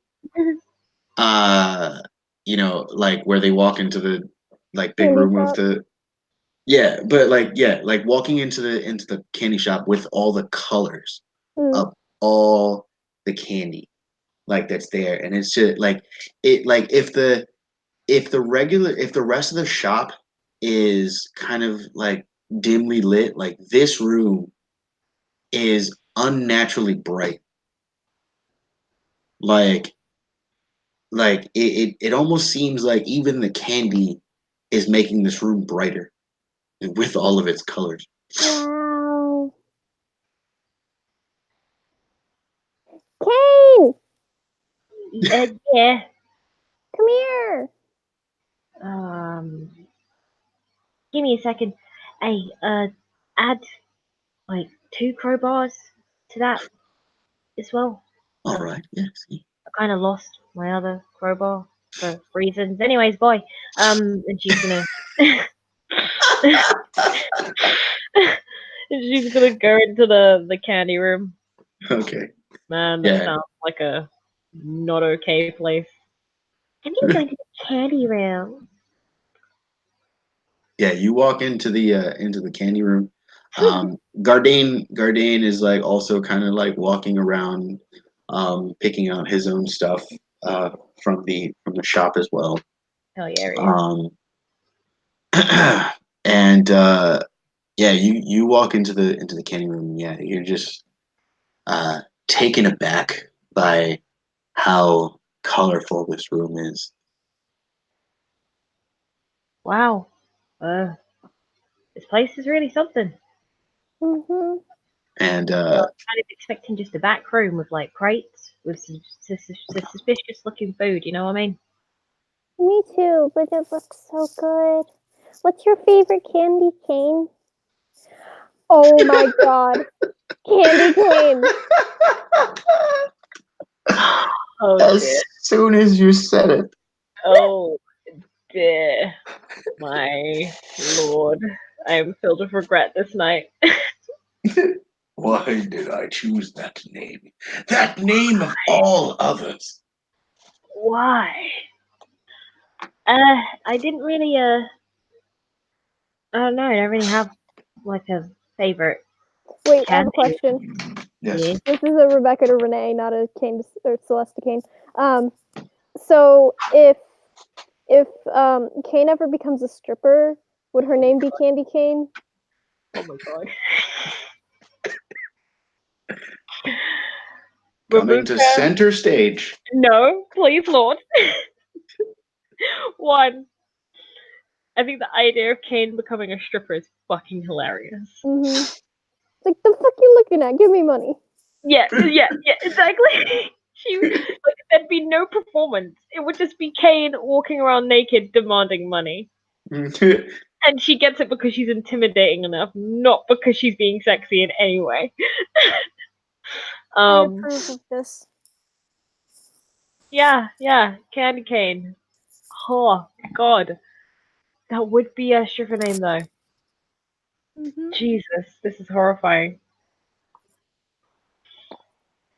Oh dear, it's actually horrifying. Yeah. Um, so you hear from behind you like the little man just running around like uh, going through like different aisles in the store, grabbing your items and then running back over to the counter and and then checking off a list that he's made from the things that you guys have told him that you might want, and he like looks at the list again and runs back over. Every once in a while, like Gardane stops him uh, and like asks for something also, and then he like runs back over um, to the counter with that item. Blaze has been filling his pockets. He's got like that thing that you do when you like turn your shirt up Mm-hmm. so that you can use it as a pocket. Mm-hmm. Yeah, he's just filling that thing with just so much candy. Of course he is. You know we can put that in a bag, right? Huh? We can put that in a bag. You don't have to put it in your shirt. Oh. Okay. And she'll kind of like hold open the bag of holding. He he like starts to turn his shirt, like he's trying to maneuver the shirt so that it can be like a spout to empty like all the candy that he's already grabbed into the bag. Are you gonna get in candy, Celeste? Mhm. All right. Do you want anything? Uh, Do you like chocolate or gummy or hard uh, candy? the last time I had candy was back on the island. What kind of candy do they have on the island? Maybe they have it. Uh, they had chocolate and stuff like that. Do you like just regular chocolate or candy coated chocolates or It was like bitter chocolate. oh, like dark chocolate? Yeah, that's what they call it. Yeah. Okay. And she's gonna go looking for dark chocolate. Um, yeah, I mean, you don't really necessarily have to roll for that. You like That there's one, you find milk chocolate. No. Travesty. yeah, you eventually like there's a kind of section full of just Mm. Okay, chocolate. she's So gonna find the dark chocolate and then also get one of the ones that's like dark chocolate with like raspberry filling or something. Ooh. And be I like, thought must have like, I think ooh. Kane will like this. So she puts it in the bag. okay, And then she's cool. gonna go find some gummy bears or something for herself. Okay. You are a gummy bear, aren't you, Celeste? Oh, I am a gummy You, bear. you. You have at this point found uh say 10 pounds worth of candy. Oh yeah. Yeah. Yeah. Okay. Um. Okay. I think that's enough candy. It'll last us a while. Yeah. Also, you don't want to eat too much because You'll get fat. you well, yeah. I mean, I wouldn't worry about getting fat. You'll be doing a lot of work on the ship. Uh, True. not really much time for standing still. But yeah, you might not want to overdo it with the candy. But we're gonna be on the sea for a while, aren't we? So we need a lot to so that we can ration it out. Yeah, but on the sea, there's not a lot of personal hygiene. Oh. Yeah. Oh, hey, isn't your friend Nathan coming with us? Oh, yeah. So he'll want some candy too. So we have enough for everyone. Maybe Uh-huh. Hajad would even want some candy. Oh dear, yeah, I forgot that he was coming. Yeah, let's get let's get candy for um no, let's just get candy for Nathan. We won't have to give a shot at it. Okay. I'm sure his yard will be fine. I think we have enough candy though to go around. Cause Kane's right. We don't want to eat too much candy. Mhm. Mhm. Mm, okay. Um Okay, maybe one more piece. all right. Okay. Um. Hmm. We gotta make sure that we pick one that's like gonna be like the greatest thing that we get. Yeah, and we have to make sure we can split it 3 ways so you, me, and Nathan can have some. Mm-hmm. Uh, Hmm. and then you guys are both kind of looking around this room together. And then like you guys eyes like let's say like he's looking to the left, you're looking to the right. As you get towards the center, you guys both stop on this like king size bar of chocolate. Like it's like as big as you, Celeste. I don't know. No. We'll say it's like as big as like the little dude. No, we'll say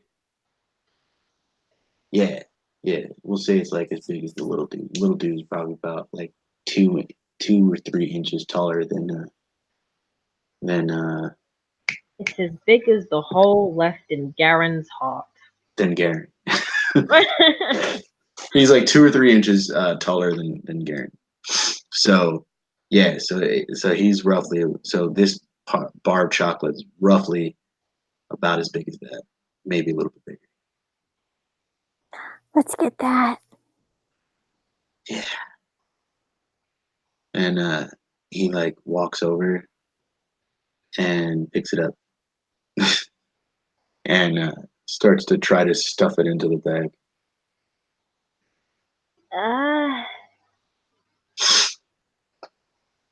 Do you think that'll fit? Right as you say that, like you see it slowly start to like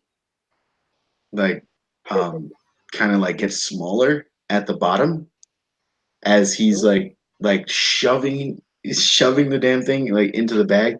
Like you see it gets smaller at the bottom, almost as if it is actually like changing its shape so that it can go into the bag. Oh fuck, then.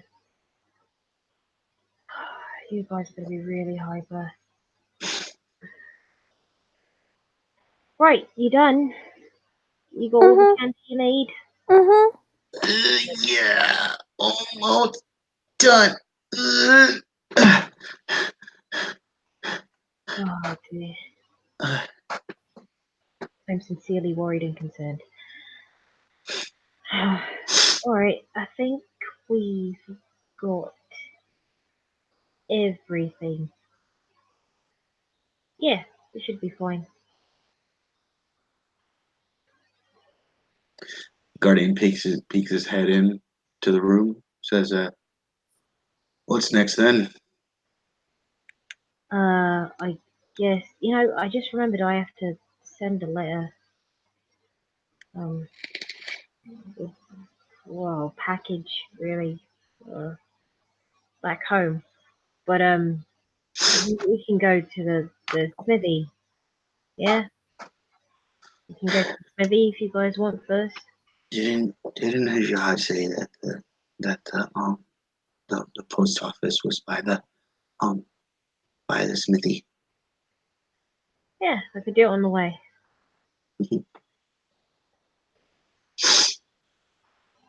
And he and like the little guy like packs up everything and like puts them in boxes and bags and all that, and says, "Here you are. Have a good day." Thanks. You have a good day too. I always do. I love this shop. Yeah, it'd be a shame if someone stole from it. Anyways, bye. Goodbye. And right you are. He seems like the type that's just super oblivious. Bless him. Like someone could literally take something from his shop, like, and walk out with it, and he'd be like, "Have a good day."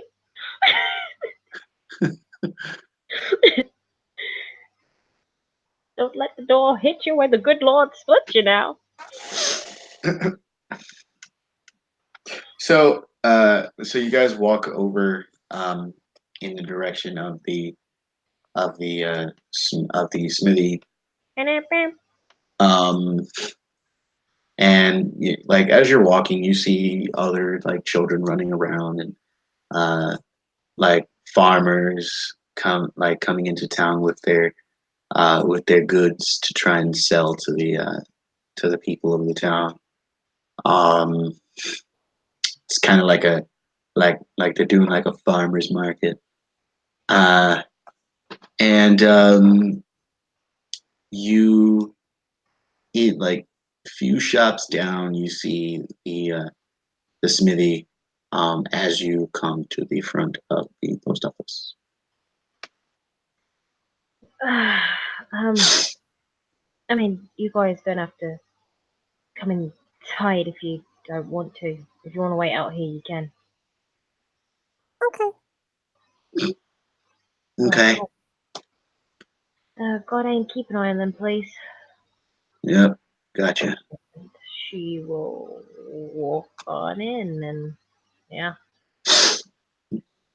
And Blaze like starts to reach in the bag uh, to like get a piece of candy as you're walking into the shop. Just one, please. We need to keep it so that we can have it for the ship. Oh, Okay, just one though. I got extras. No problem. Okay. Yeah. Okay. Celeste is gonna grab a piece of candy too. And so as you go into the post office, Mhm. um, a uh, a woman comes to the is like kind of sitting at the window um, of the counter and says, "Next, please." Payne will walk forward. I've got a letter to send to a particular place. Uh-huh. Um, And where might that be? Where would you like us to send your letter package? the Dry Wars Enclave. Ah, yes. That shouldn't be too hard. Yeah, it's not about getting it there. I'm pretty sure you have people who are allowed there. It's what I need to send. Mhm. And she'll kind of dig around for her stuff a bit. And we'll pull out the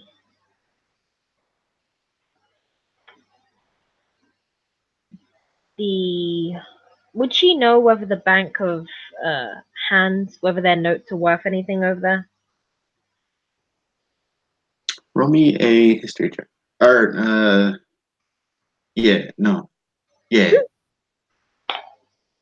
Okay, cool. History. Oh, yeah, I have no intelligence. That's a natural 19. Nice. Yes, you, um, it's one of the more, kind of powerful of the banks. Mm-hmm. Um, like, like where in the United States, like Citicorp is kind of like, a major bank, like around Mm-hmm. the She's states. British. Yeah, no, I know. But like it would be kind of like that. I don't know what bank would probably be like kind of the more Powerful. like powerful bank there, but yeah. Let me check. Google, what is the most powerful bank in the UK? HSBC. Oh, we have HSBC here. Oh, twinsies. Twinsies. Yeah. Yeah. So So, yeah, they it would definitely be a universal like kind of bank. okay. Um, She'll just kind of very awkwardly slip like a letter um with the note, mhm. the Bank of Hands note that is worth 1,000,000 gold, and we'll just slide it over and be like, I need you to make sure that this gets to its destination, Okay. to the Udraug family, right? I really need you to make sure it gets there safe. Okay, sure. Um, and that will simply be. Let's see here. Mhm. That will simply cost you. Um, when do you need it delivered by? Immediately? Yeah, as soon as possible. I don't like the idea of this much money being out in the open for too long. You get what I mean? Absolutely. 10 gold, please.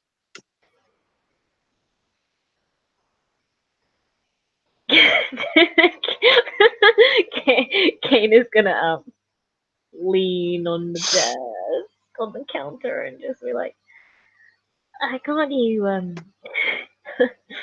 lower the price? 10 gold's a bit much. Mm, roll me a persuade.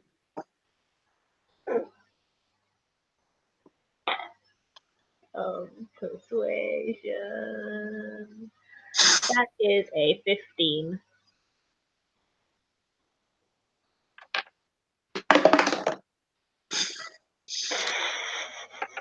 Um, all right.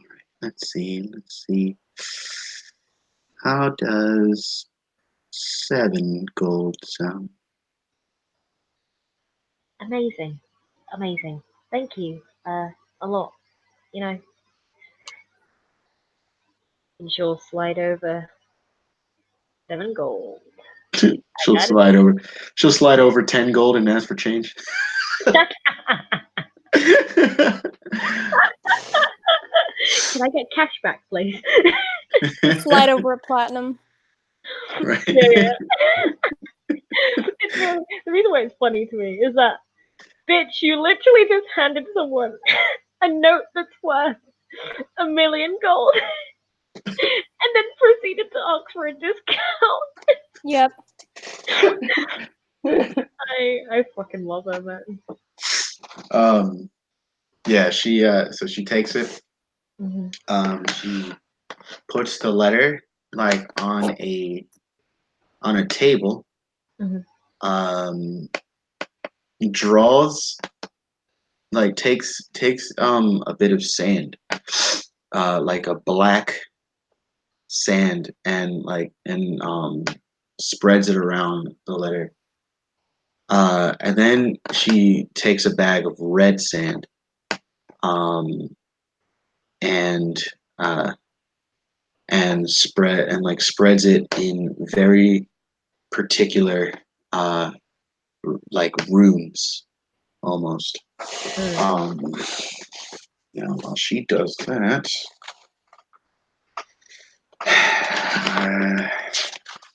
won't you both? No, just you, because you're the only one there. This is the main book. Roll me a history nature check, Okay. please. Nature. Huh. I know all about the nature, even though I have a +0. That's a 13. Awesome. Awesome. Where the hell? To some form of There magic. it is. No. Well, yeah, no. She's definitely doing magic. But uh, you know this this sand to come from the or I should say the black sand. You recognized it as sand from the cursed desert, an entire desert of black sand. You know the red sand that she used is from the Sanguine Badlands, an entire desert of red sand.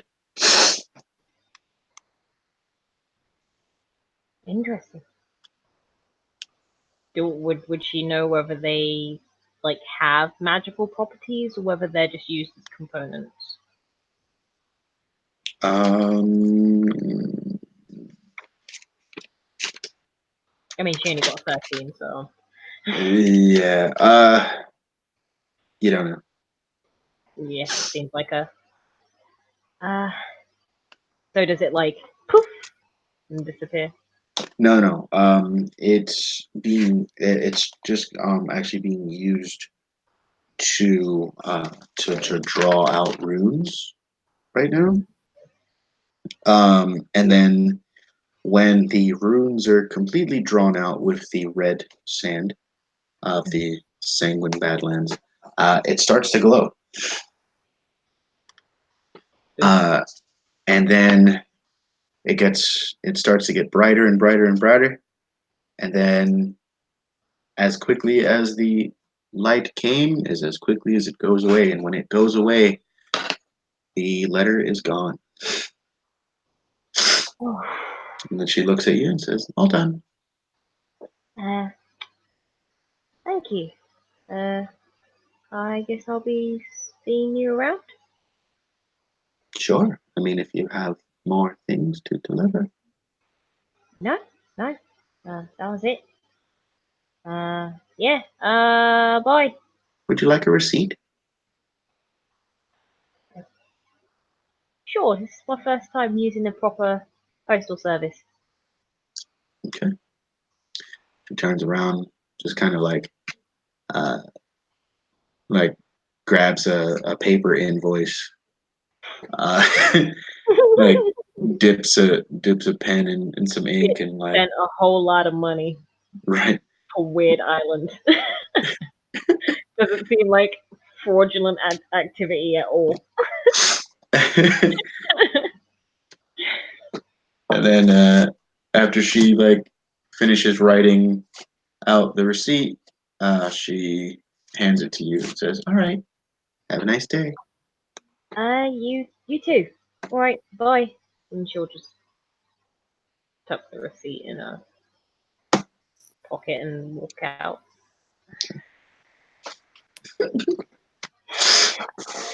All right. Wait, I read the receipt. It it uh it says Long look. a letter. It says letter sent. Um, under destination. It says unknown. Ooh. Wait. Well, she would it. Okay, she walks back. Uh-huh. I imagine someone else has gone to like the till to like talk to her, and Kane just like kind of places a hand on their face and pushes them away. Hey, I'm back. Yes. What do you mean by unknown? Do you really want to know? Yes, I was sending that letter to my family. Uh, Bethany, I'm going on break. And she closes her window, and the customer that was standing there like, wait, what's going on? And Oh, shut up. she wa- she walks over to a back door, to a door, and like buzzes it. Do you open it? Yeah. Just as the cat said, meow. Mhm. She leads you to a back room Ooh, and shuts the she's door. got some button in her shirt. I'm joking. Time to get freaky. Got to pay for uh, that free gold that I got off. she she in fact does unbutton her shirt. Oh, oh, oh. Um, in a sexy way or in a I'm just getting undressed way? She just takes off her shirt, or starts taking off her shirt. Uh, There's no like emotional response behind it. You just see that she's taking okay. off her shirt. Is everything? Am I supposed to be here? Yes, yes. You said you wanted to know why. Yeah, and you're taking off your clothes. Hmm. Why? When she finally takes the shirt off, um, she like kind of half-assed like folds it and like throws it onto a nearby chair, That's hot. and um, and she like closes her eyes, Hmm.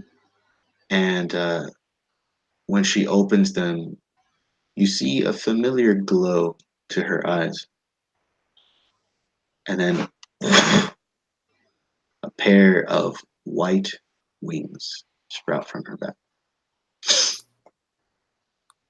Oh, fuck.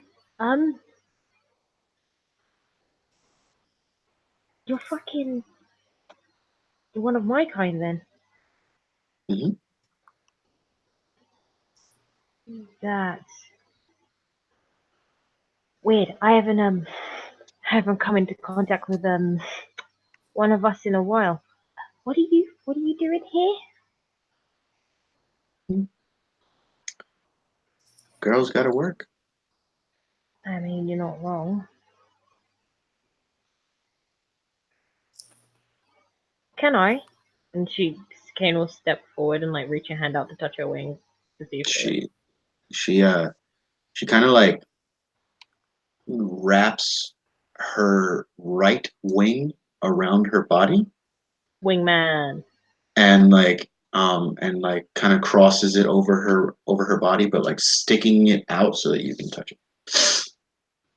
Yeah, she'll just kind of like reach out to feel if it feels real and similar to like how hers kind of feel. Hmm. Yeah, feels like uh feels like feathers.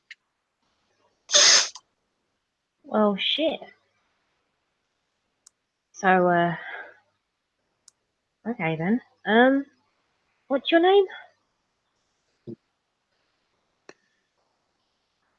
Well, they refer to me as Davina. Nice name. Thank you. Uh, so, sorry, this is a bit surreal. Um, it's just been a long time since. Anyways, yeah. What do you mean by unknown? Well, uh, in our system, we list different places as unknown uh, to preserve their secrecy. And as you know, the Dry Wars is a very private place. Yes. So it definitely got there though, right? Absolutely, Everything intact. everything intact. As a matter of fact, it should have uh, arrived on their coffee table. Oh, my pops is gonna have a heart attack. Okay, that's good. Sorry, I just had to like double check because it's a lot of money. Um, but yeah, no, it's fine. It's on their coffee table. I believe her, right? DM. Roll an insight. Ooh, a natural 20. You absolutely believe it. Okay, she's not a lying angel bitch. Then it's fine. Shit, if you would have rolled a natural one, you would have believed she was from Kite. Oh, straight deck in the face. Wait, please don't. I have kids. Um, um, yeah, as long as it got there, as long as it's safe. Um, thank you. I didn't know there were other people like me out there protecting the island like that. Of course. I mean, you couldn't imagine that you were the only one that cared about home. No, of course not. Just you never really know who to trust. Very true. With that said, you know, for that extra 3 gold that you worked your way out of, I'll give Yeah. you some of the sands. Uh, the sand. What does it do? It it's works in mysterious ways. It allows you to open a portal of sorts. Uh, it can take you across the world, or it can take you to other planes. It, of course, depends uh, on the inscriptions that you put.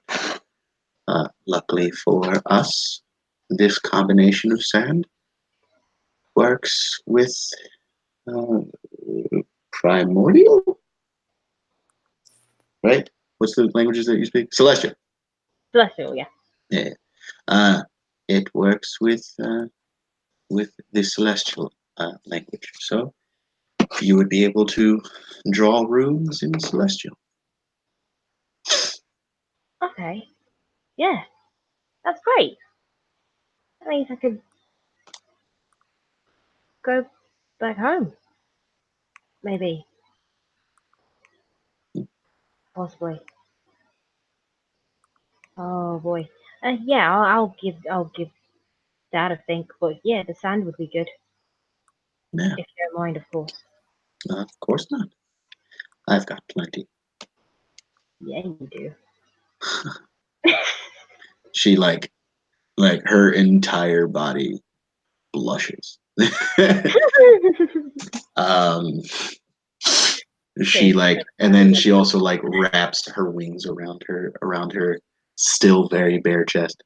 Um, and then she like she like turns them off, and then like puts her shirt back on, grabs 2 leather pouches, and fills one up with black sand, the other one with red sand. Um, and basically just like kind of gives you the instructions on like, well, you draw a circle with the black sand, Okay. and then you to the north, to the east, to the south, and the west. You write each. You write the symbol for each of the directions um, in celestial, and then in between each. So northeast, northwest, southeast, southwest. You write um, your destination. Oh, right. So, uh, north, east, south, west. Draw symbols for each of these directions, and then between the directions, the place of my destination. Yes, Okay. Yeah, I can do that. I mean, I was never one for magic, but I can do that. Yeah. this isn't necessarily magic. It's runes. It's alchemy in a way. Oh. Yeah, I can't really tell the difference. I'm not really that smart. Mm. Oh, You, I wanted to say something so bad. you should give yourself more credit, King.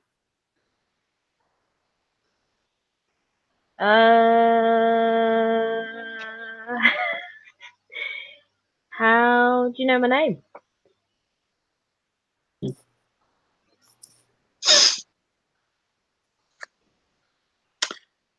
there are those of us who know things. I'm not gonna lie, that's kind of hot. Well, thank you for teaching me the alchemy. And for giving me these two pouches of black and red sand. Davina, was it? Yes, You live here? I do. I'm gonna be heading off pretty soon. But if I get time, I'll come and say goodbye. You seem pretty nice. Well, it was very nice to meet you, and I look forward to another meeting. Yeah, you will. And Kane will just give her a wink and like leave the room. Yeah. Telling me once she starts, she doesn't stop. Jeez, and Celeste is the bard. Oh my god. Celeste As is a you cinnamon roll and is not allowed to have a relationship until she is 500. Mom. No, no boys until 500. Jesus Christ. Now repeat after me, Celeste. Men ain't shit. Men ain't shit. Good. Right. As you come out, Yep. Celeste, Yeah. how much chocolate have you and Oh, good lord. Celeste probably would have had like 2 pieces. Okay. All right. Yeah. So I mean, I would imagine that like probably on the third time, on the like by the third piece, like you would have probably said something to Mm-hmm. to Blaze if he tried to reach him for another. Blaze a cat. Alright, is everyone ready to head to the smithy? Mm-hmm. Yeah. Oh, let's go. Yep. So you guys walk over to the smithy. You walk in and there is a let's see. Yeah, why not? There's an elf gentleman, standing there, and he is like he just kind of looked bored, honestly. Um, yeah. This is an elf on a shelf. Sorry. um, as you walk in, he goes, "Oh, hello! Hi. Hi. How are you? How are we doing? What's your name? Oh, Kane. You can Oh, call me Kane. oh, nice to meet you. Celeste. Hello, Celeste. Hello. And I'm Blaze, and this is Gardine. There you go. Gardine just kind of hello, and um, he says, "Oh, hello, welcome. My name is Dorcon, and my brother Morcon. I mean, wait, yeah, wait, I am Dorcon. Yes, my brother is in the back. Your name's Jorkon. Yes, Morcon and Dorcon. Morcon and Dorcon? Yes, Wow. we're twins. He's Uh, older by like 5 minutes. I wouldn't have guessed. Mhm. So there was a guy that came in recently, big fella. Jidge left some stuff for us, maybe. Um, sounds familiar. Has a very deep voice or some kind of shit. Oh yeah, yeah, I remember that. Yeah, Um, don't tell him I did that. I wasn't allowed to talk to him. My brother did. Hold on, I'll get him. Wait, And why weren't you? It's just like, wait, why weren't you allowed to talk to him? he goes to the back, and like a few minutes later, um, Morcon comes out and says, "I'm sorry about my brother. Uh, he's a bit eccentric." Yeah, I was too at his age. I Oh, mean, yeah. well, it's it's not necessarily that. Yeah, uh, things happened to him a long time ago, and yeah, that is how he is now. Uh, Well, he's still your brother, so. yeah. So, what can I do for you? You said that Chidge Yeah, sent you. yeah, he left some. He said he left some stuff here for us. Hmm. Just wondering if we could pick it up. I don't know what he left. He didn't really specify. Well, let's see. Let's see. Hold on. He starts like kind of rummaging through some stuff, like files and stuff, and he finally pulls one and says, "Oh yeah, oh, he said that you guys would have a dragonborn." Uh, yeah. Unfortunately, he kind of dipped. Um, Ah, oh, sorry yeah. to hear it. It Um, happens. yeah, that's what adventuring does to you. Um, well, let's see here. Let's see. All right. So this says weapons and armor. Oh, the special weapons and armor. Okay. All right. Yeah. All right. Cool. And I will be right back. Oh, and just if my brother comes back out, just I don't He'll know. be fine. You'll be fine. Don't worry about it. I apologize now. No, don't. Honestly, don't. I've I've dealt with a lot. It's fine. He's fine. Like me. Oh, hello. You're back. No, Oh, jeez. that was Blaze. Oh, I thought that was him. I was like, oh dear, he's back already. Mm-hmm. Um, yeah. So he goes to the back. You hear like uh, you hear kind of some rummaging, and then a very loud Torcon, stop! Oh dear. Is everything okay back there? Dorcon pokes his head out and says, uh, yeah, yeah. And then he like slowly brings his head back.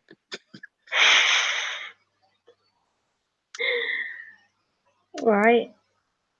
Okay then. Blaze starts like kind of rocking back and forth on his heels to toe. He's Hmm. like, I like him.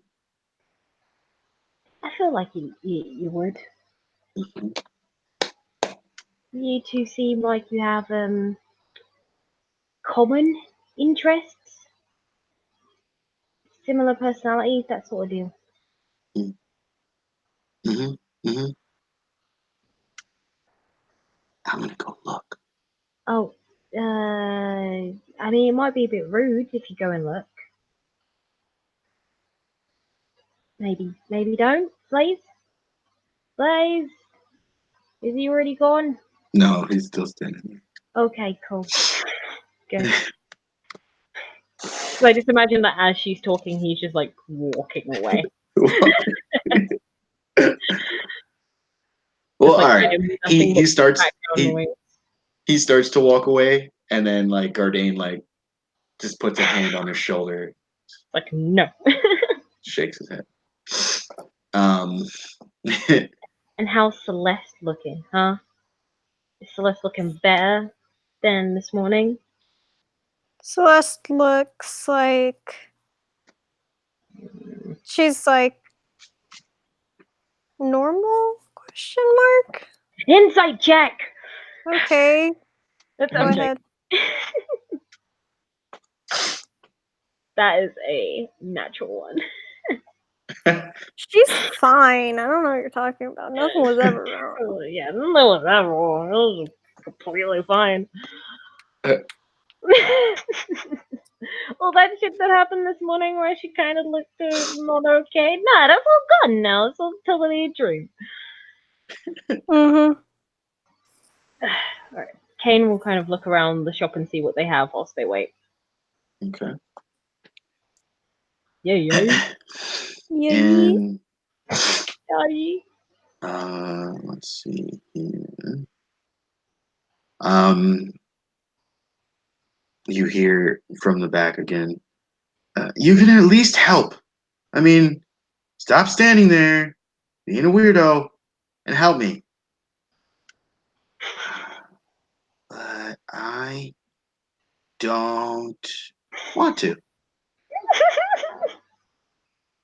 Oh my god, you're the worst. Like, you're the worst. I don't understand why it is that you do this. Like, you can be helping right now instead of just standing there being annoying. You can even go out there and talk to the customers. No, actually, no, don't do that. Don't go out and talk. Uh, yeah, can you just grab this? Grab this, please. Please? I'm just joking. All right. This is like, you know when you get invited to a friend's house and you Uh, kind of see what their family's like, and then Yeah. they start kind of arguing and you're just kind of standing there awkwardly like, ooh, should I be here? Mm-hmm. Ooh. But yeah, Kane will like So kind of try and pop her head around to see what's happening because they do not sound fine. No matter how much fine you say there is no fine. you you poke your head around to the back Mm-hmm. and like you hear Blaze like kind of like behind you like Quiet. not fair. And then as you poke your head around, you see Morcon um is holding like a bunch of like armor and like trying to hold like weapons in his hands. Um and Dorcon is just standing there with one sword. Uh like there was even like a shield or two, I think Guardian has a shield too. Um but like yeah, he's just holding everything uh that that they had made for you guys. And Dorcon is just holding a sword. And that's it. They seem like they're fine. Do you lot want to hurry up? Yeah, yeah. Yeah, he's coming. Slowly. Yeah, not many girls like a man that comes slowly. Huh? Seaman! No, I'm kidding. She didn't say that. I like how you just like, oh. Oh. Yeah. Also, So sorry. eventually he like works his way to the front room. And Dorcon um puts the one sword on the counter. Mm-hmm. Uh as you look at it, uh it is beautiful. Like the way it's made, um, is like the pommel is like this red has like this red handle. Uh, the the cross guard is Hi, like Willow. kind of like a um like an angelic like lady like kind of laying like almost like laying out Mm. um and and the what the hell is it called the sheath um is like this high gloss red with like gold all over the sheath, and it has a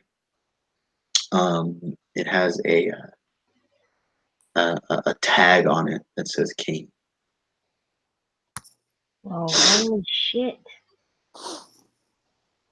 Shove a pole in my ass. What the fuck is this? And she'll kind of like walk over to it and run her hands over it. And the Stroke. Stroke. I'm joking. Continue.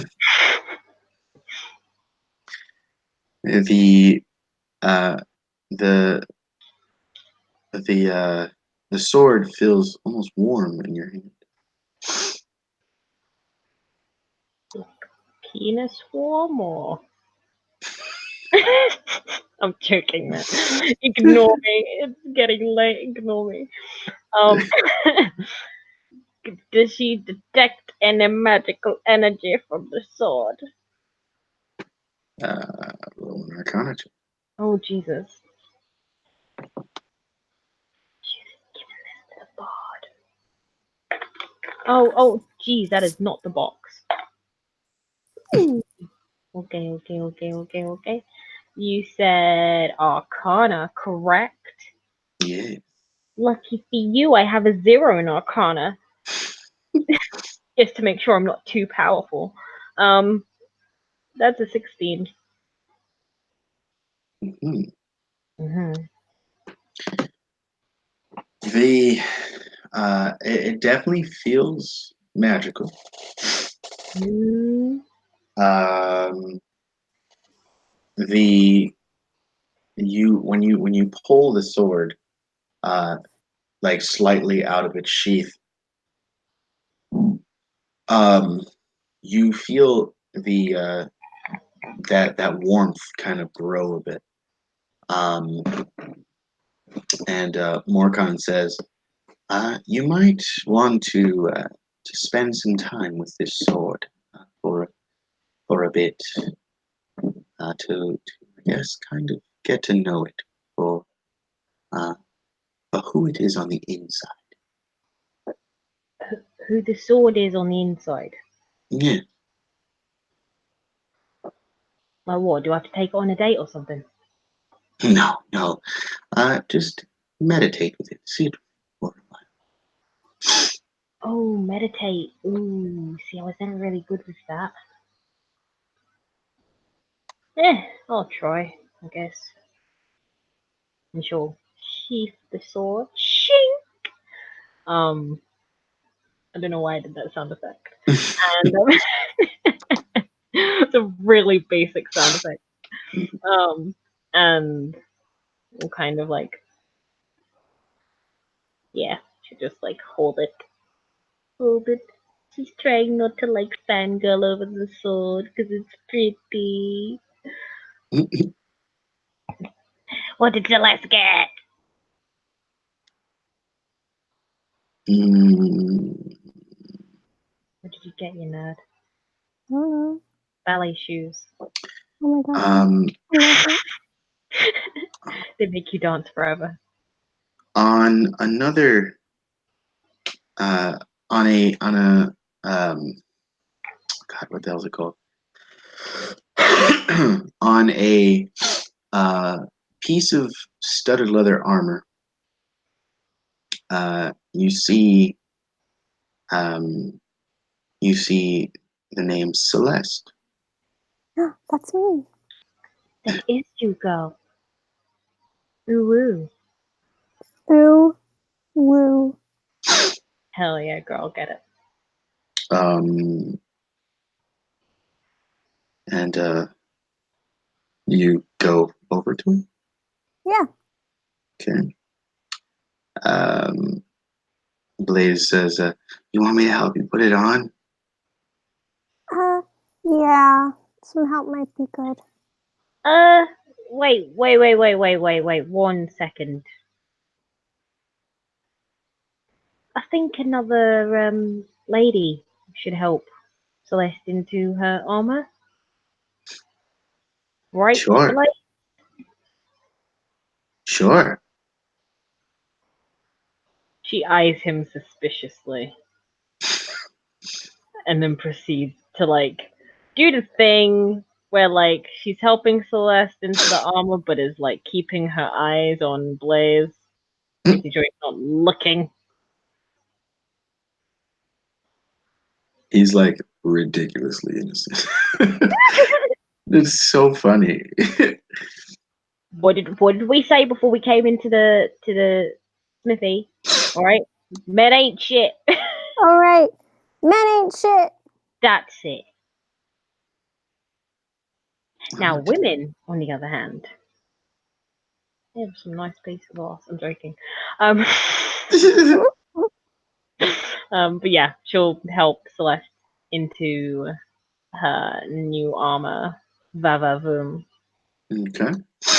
And Celeste, Yes. when you put on your armor, what's kind of like the first article of clothing that like just pops in your mind? Shoes. Oh my god, shoes. Shoes. Shoes. You look down and the pair of shoes that you think of are now on you. Wow. Whoa, That's cool.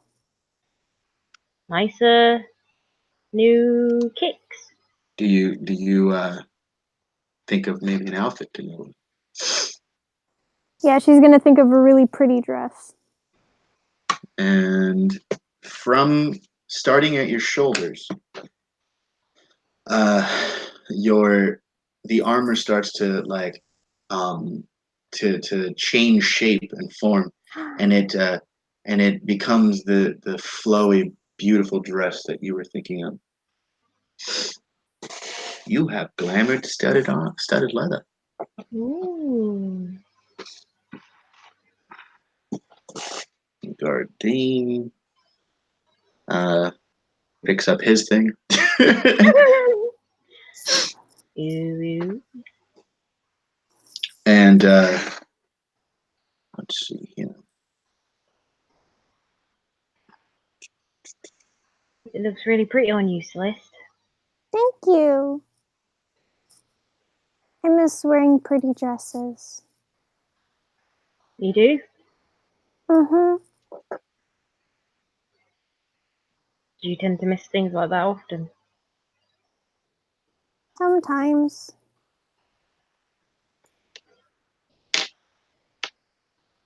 Good to know.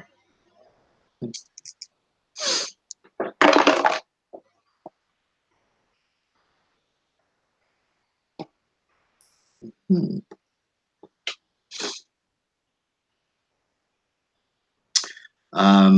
Finally, on the table, on the what you call it, Counter? counter. Thank you. Um, is a is an onyx figurine in the shape of a dog. Oh my god.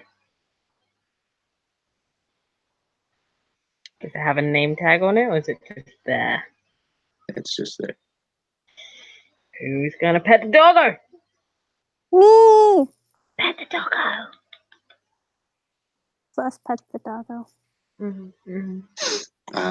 The figurine, as you touch it, like it looks like it would have a cool sensation to its outer core, but it's warm.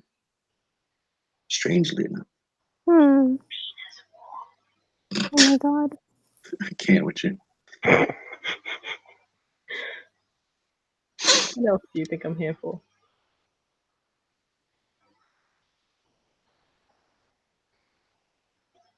So, Marcon sees you touching the figurine. He comes over to you and says, "Oh, that is the one thing that was gifted to all of you." We have a dog now? Like what? Do I have to feed it? Does it eat No, rocks? no, actually. Oh. You see, this dog is a special dog. You see, What a good doggo. yes, yes. This dog is an ethereal creature. It comes from the ethereal plane. It uh, it's you can almost think of it as a god of dogs, loosely. Um, but you have to speak its name in order for it to come forth and uh, answer your beck and call. What's its name? This particular dog is named Prince. What a good name. What a good doggo.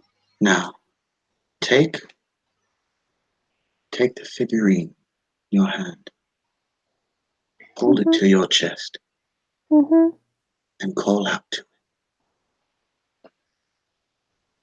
Prince. You feel the the figurine becoming warmer in your hand, and and suddenly, from the figurine, a large mastiff dog jumps out of the figurine. Oh Doggo. shit. and Doggo. and lands in front of you, sits down in front of you, and goes, "Whoa." Hi, Prince. That's a fucking dog. It was He walks so over and starts to lick you. Ah! Kane, I'm being attacked by the doggo. I think he likes you. Good, because I like him. Good, because I like you too. Oh my god! There was an expression on Kane's face that looked like she just about shit herself. Like, very close to shitting herself.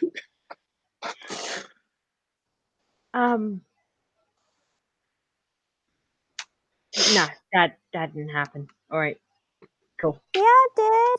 Nope, it didn't. Yes, it did. Nope. Can Animals you can't think something talk. else? What's your favorite food? I prefer Oh, tiramisu dear. myself. Wow. So Wow, fancy. a dog that talks and eats pompous. Jesus fucking Christ. That's my kind of dog. Wow. Alright, has everybody got everything? Do you need anything, Prince? Suddenly, you hear laughter from behind you, and it's Dorcon laughing. He says, "Can you believe that? That was me talking. He was just moving his mouth." Oh, thank God. Mm, I mean, a talking dog sounds great, but yeah, that would yeah, no, yeah, no, we have enough on our plate. Uh, mm. what? We could have the coolest conversations with our dog friend. I'm sure you could learn of a way to communicate with your dog, like giving him treats and stuff. Just I think he likes that. don't feed him the candy. Okay. I'm pretty sure he'd die. Wait, So we can't give Prince chocolate. no, No. no, don't do that. That is a terrible idea, and just don't think about it. You want to feed him? Talk to the grown-ups first. All right? Okay. Good. Um. So Prince can't talk. I guess not. You Oh. can if you use your imagination. I hate that thing. No, kidding. But that requires work. Plus, No. what if he does? Wait, does that mean he doesn't like tiramisu? You Um, could like tiramisu. I'm I don't even know sure. what that is. I'm What sure is he tiramisu? might. But there are rules to this dog. Okay. Um, this dog will only last in the material plane for 6 hours. Mm. Once once he goes back into the figurine, 7 days must pass before you can call upon him again. If you Oh, call on him sooner, he will be very, very weak. If he dies, he will go back into the figurine. If you lose the figurine, you lose Prince forever. Aw. that just means that you have to look out for him, right? Mm-hmm. There you go. Right, that seems like it's everything. Shall we head back? How do we get him back into the figurine? Do we just have to wait? You can dismiss him. Should we dismiss him or should we have him follow us? I mean, if you dismiss him now, you won't get to see him for another 7 days, so you might as well enjoy it whilst it lasts. Okay.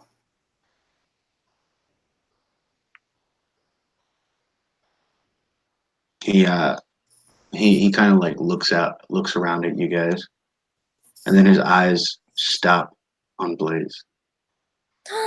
No! Doug! No! Oh, That's our friend. and Friend. he goes over to Blaze and licks him too. Okay, good. Everything's fine. I forgot Blaze was a cat for a minute. Yeah. So okay. So for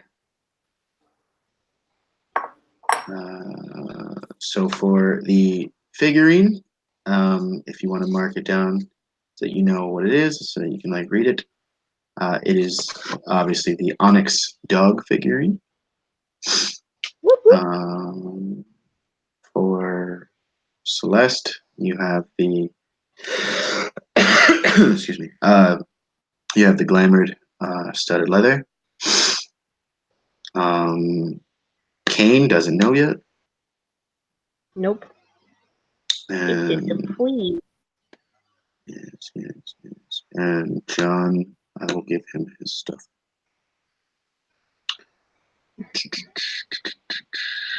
Yes, that is all. Okay. Well, I think, yeah, Kane would lead the others back. Before they get back, Kane would kind of like saddle up to good old Celeste and just say, Celeste. Yeah, Oh, she's dead. Oh, okay, no, she's here. I'm here. No, I died. Can you oh shit, well now Celeste is gonna come in. Do you oh, oh no. No. I'm Kill it. kidding. Do you wanna can I talk with you? Just when we get back. It can be in my room or it can be in your room. Okay, I don't see why not. Yeah.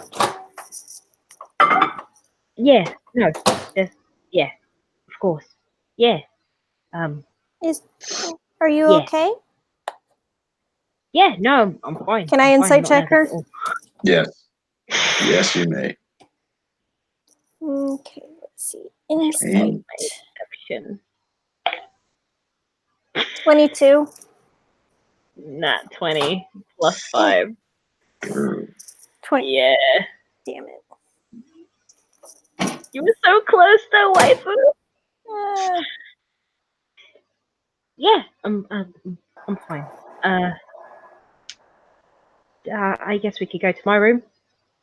Hmm. And she'll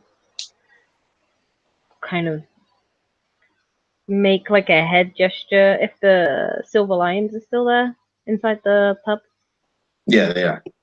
As a matter of fact, when you walk in, you also see. Actually, no. While you're on your way to the tavern, tavern/inn, you see Atreus, Oriana, and Nathan walking, Hi, Nathan. coming in your direction. He says, "Hi." Hello. You look good. Thanks. What happened? Yeah, you live and you learn. That you do. Hmm. So, how was the journey down here? You guys took a little longer. Our wagon broke down along the way, Uh, and unfortunately, we had to walk the rest of the way. Uh, there were some bandits who tried to stop us. They didn't realize who they were dealing with, of course. yeah, they tend to not realize who they're dealing with until it's too late. Right, you are. Now, I'm assuming Ajad and the rest of the Silver Lions are inside. Yeah. We were just waiting on you guys. I think they're ready to sail out as soon as possible. All right. Well, my wife and I are going to go in and get some drinks before we go. Yeah, of course. And all of your affairs are in order. Yeah, all of them. Got All right. everything sorted out. All right. If either of you need help carrying your belongings to the ship, please don't hesitate to ask. Thank you. Thanks. Of course. And Nathan goes, do you guys want to play? Yeah. And you're Blaze, right? He says, uh-huh. Oh, well, I'm Nathan. Hi, nice to meet you. Hi, I'm Blaze. And this is Celeste. Yay! I'm included. Mhm. Oh, guess what? What? Oh, are you talking to me or Nathan? Not talking to Nathan. Okay. Um, me and Celeste, Uh-huh. we got us all some chocolate and other candies, so that we could like eat candy while we're on the ship. And Nathan just like his smile gets really really wide. We can't eat too much candy though. We don't want to be sick. Yeah, okay, yeah. Um, um, hey, real quick. Um, when when when you guys were fighting me, Mm-hmm.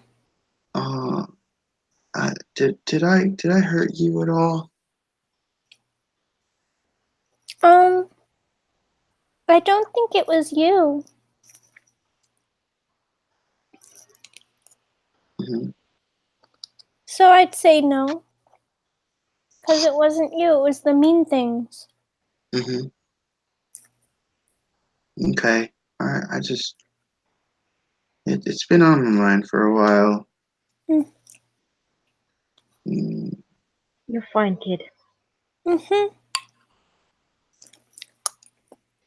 okay. Who's this dog? Oh, this is Prince.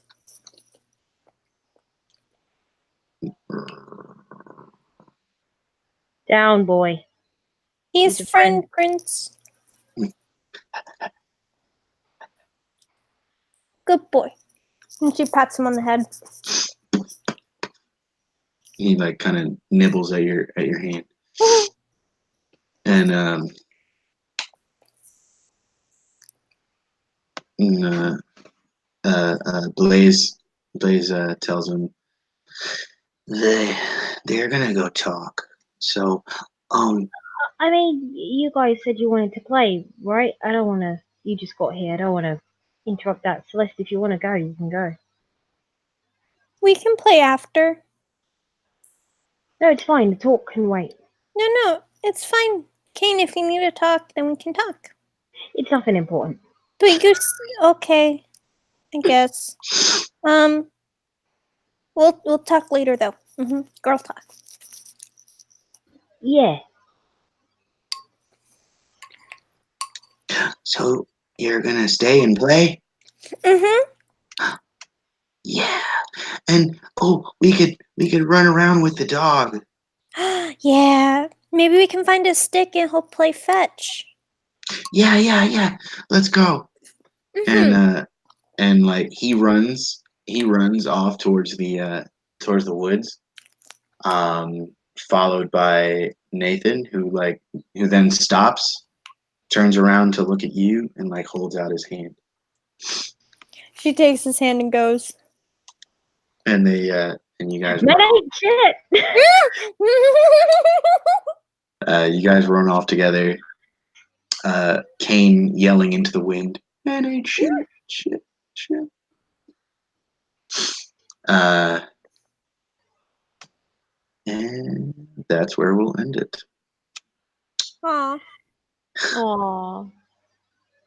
So, once again, I would like to thank all of you who have tuned in to Magic and Misfits, who have stayed loyal from the beginning since December.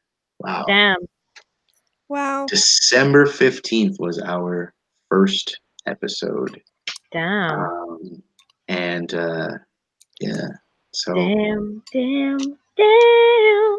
I mean, obviously we've had some missed weeks, but for the most part, we've pretty much stayed fairly regular. Um, and from a session zero uh, that introduced us to not only ourselves but our characters as well, all the way to now, where everyone is, getting ready to like kind of explore the world and do right for family, do right for themselves, um, it, becoming kind of more mature, um, learning to now have to take care of themselves, and now creatures who are going um, to need to be taken care of as well. Um, you've seen these characters grow. You've seen our players grow as I got a year older. as Now I can take out my pension. I'm joking. yeah, you've seen these guys grow as players, as characters, as all of that, and and behind the scenes, we've grown as friends. Um, Mhm. we've played other games together. We've pretty much stayed together through all of this.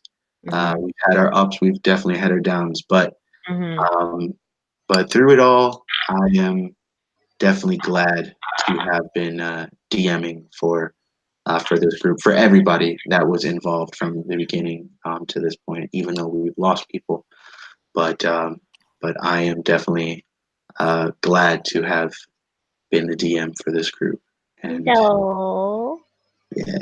So Steve. so When all I do is make penis jokes. yeah.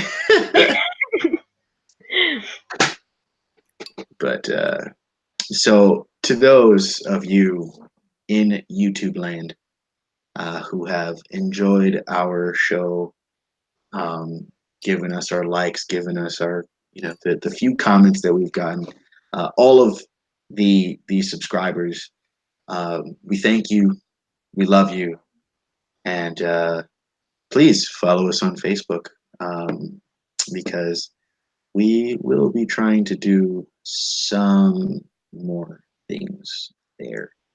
Uh, can't really say what yet. Can't, I mean, because we don't really know.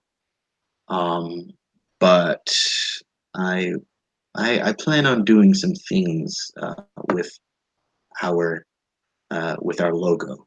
So keep an eye out, and who knows? Maybe, just maybe, you too can be a misfit just like us. Maybe, just maybe, you too can nat 20 a woman right in the puss. I'm joking. Oh man!